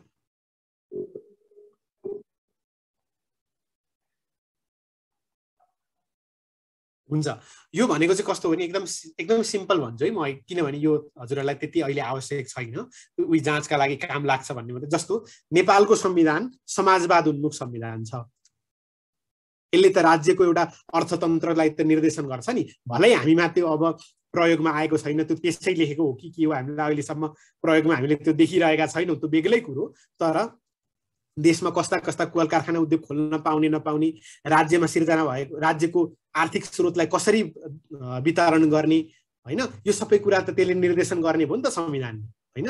अनि अर्को कुरा पनि छ, राज्यको अर्थतन्त्रले पनि राज्यको संविधानलाई निर्देशन गर्छ। जस्तो हामीले आपूर्तिलाई नियमन गर्ने र निकासीलाई सकेसम्म बढावा गर्ने संवैधानिक कानुनी प्रावधान खोज्छौँ। बजेट बन्दाखेरि के गर्दा निकासा बढाउने, के गर्दा निकासा बढाउन सकिन्छ त्यस्ता कार्यक्रमहरू खोजौँ न भन्ने कुरा हाम्रो लक्ष्य बन्छ होइन। आपूर्तिलाई के गरेर घटाउन सकिन्छ, हाम्रो व्यापार घाटालाई कसरी घटाउन सकिन्छ भन्ने कुरा हामीले हेर्नुपर्छ। संविधान भन्नाले कानुनले सरकारलाई त्यो नियमन त्यो सीमा तोकिनुपर्छ भनेर हामी सोध्छौँ नि, त्यो हाम्रो इकोनोमिक कन्स्टिट्युसनलिजमको पार्ट हुने भयो। देशको अर्थतन्त्रले संविधानलाई निर्देशन गर्ने भन्न खोजा होइन कि राज्य सञ्चालनलाई, सरकारलाई कसरी निर्देशन गर्छ भन्ने कुरा चाहिँ इकोनोमिक सोसियलिजमको पार्ट हुने भयो। राज्यको हालको अर्थतन्त्रले सरकारलाई लिमिट गर्ने, सरकारले मनपरी गर्न पाउने भएन नि होइन, त्यो कुरा इकोनोमिक सोसियलिजमको पार्ट, कन्स्टिट्युसनलिजमको पार्ट भयो। अर्को सोसियल कन्स्टिट्युसनलिजम भनेको चाहिँ सरकारले कानुन बनाउँदै गर्दा राज्यको वास्तविक अवस्थालाई बुझेर कानुन बनाउनु पर्ने हुन्छ। तपाईहरुलाई थाहै छ नेपालमा 2033 सालमा एउटा कानुन लागू भएको थियो, सामाजिक व्यवहार सुधार ऐन भन्ने। त्यसले के भन्थ्यो, 51 जना भन्दा बढी जन्ती जानुहुन्न भन्थ्यो। यति निश्चित रुपैयाँ भन्दा बढी दाइजो दिनु हुँदैन, गिफ्ट दिनु हुँदैन भन्थ्यो। यस्ता पनि कानुन बनाउँछ नि सरकारले चाह्यो भने, सामाजिक यथार्थ भन्दा पर गयो। सोसियल कन्स्टिट्युसनलिजमले के भन्छ, समाजको धरातल पनि बुझ है हैन। सरकारले के कानुन बनाइदिएला, सबैलाई एकनास लागू हुन्छ, समानता भन्देला। समानता हेर्दाखेरि ओहो बडो राम्रो समान कानुन बनायो सरकारले भन्ने लाग्ला हामीलाई। तर समाजको वास्तविकता त के हो, समाजमा कोही अलि बेग्लै वर्गमा छन्, अलि पिछडिएका छन्, कोही अलि बेसी अगाडि बढेको वर्ग छ। सबैलाई बराबर हुने गरी एउटै कानुन लगाएर त भएन। होइन। फरक फरक अवस्थाका वर्गलाई त फरक फरक व्यवहार गर्नुपर्ने हुन्छ। यसका लागि के हुन्छ, समाजको वास्तविकता के हो त्यो बुझेर मात्रै समाजमा कानुन बनाउनु पर्छ, त्यो बुझेर मात्रै समाजमा कानुन लागू गर्नुपर्छ भन्ने अवधारणा चाहिँ सोसियल कन्स्टिट्युसनलिजम हो। यो चाहिँ अहिले विकसित हुँदै गरेको अवधारणा हो। यसको बारेमा डिटेलमा हामी फेरि छलफल गर्छौँ, तर यसरी यही टपिकमा त गर्दैनौँ, तर यी कुराहरू आउँदै गर्छन् है। म फेरि फेरि पनि भन्दै गर्छु। हस् के अरे सर हामी केही भन्नु सर सर नमस्कार है। हजुर दिलजी भन्नु न। म अलिकति ढिला भएँ सर होइन, सरले क्लास चलाउँदै गर्दा बिचमा डिस्टर्ब गर्ने कुरा पनि भएन होइन। सुरुमा छ नि सर, जस्तो यो हामीले इन्ट्रान्स सरको प्रस्तुति एकदमै राम्रो छ सर होइन। अब त्यहाँबाट हामीले धेरै लर्निङ गर्दैछौँ, भर्खर आज सुरु हुँदैछ। तैपनि यो विषय 3वटा विषय छ नि सर, जुरिप्रियर्स अनि प्रोसिडुरल ल र यो कम्पेटिटिभ लको, योसँग सम्बन्धित रहेर हामीले कसरी प्रिपेरेसन गर्ने भन्ने कुरा चाहिँ 1-2 दिनको क्लासमा आउँछ होला कि अथवा हुन त म अगाडि नै मैले ओभरटेक गरेँ कि के होला। अनि अर्को कुरा चाहिँ जस्तो प्रश्नपत्रहरू मोडलकोहरूको कुरा नि त्यो छलफलमा हुन्छ होला। अहिले हामीले चाहिँ जे छलफल गर्छौँ त्यो कन्टेन्टमा चाहिँ यस्ता कुराहरू हुन्छन् भन्ने कुरा सायद छलफल होला। यसमा अलिकति कन्फ्युजन भयो सर, यो अलिक प्रष्ट हुन पाए राम्रो हुन्थ्यो कि भन्ने। आज चाहिँ हाम्रो पहिलो क्लास हो यो 21 डेज कोर्सको हैन। हजुर हजुर, हामी विषय प्रवेश गऱ्यौँ कन्स्टिट्युसनको। अनि यो कन्स्टिट्युसनबाट चाहिँ 6वटा क्वेसन आउने हुन्, त्यसमा 5वटा गर्नुपर्ने हुन्छ। एक क्वेसन कस्ता किसिमका आउँछन्, कसरी गर्ने हो, कस्ता एन्सर लेख्नुपर्छ भन्ने कुरा चाहिँ हामीले भोलिदेखि पढाउँछौँ तपाईँहरूलाई। यो क्वेसनको स्याम्पल र टेम्प्लेटहरू पनि हामी प्रोभाइड गर्छौँ। र आजको क्लास दिलजी मैले हजुरको कुरा एड्रेस गरेँ है। ओके, हामी चाहिँ आजको सेसनको अन्तिममा आइसकेका छौँ। हामी 8 बजेको सेसन थियो। समीर सरले यो 2 घण्टामा संविधानको एउटा जेस्ट तपाईँहरूलाई पहिला केही भएको ज्ञान भन्दा त्यसमा थपेर हुन्छ अथवा नयाँ कुरा भनेर हुन्छ। आज तपाईँहरूलाई केही नयाँ कुरा सिक्नुभयो। यो हाम्रो कोर्स चाहिँ अझै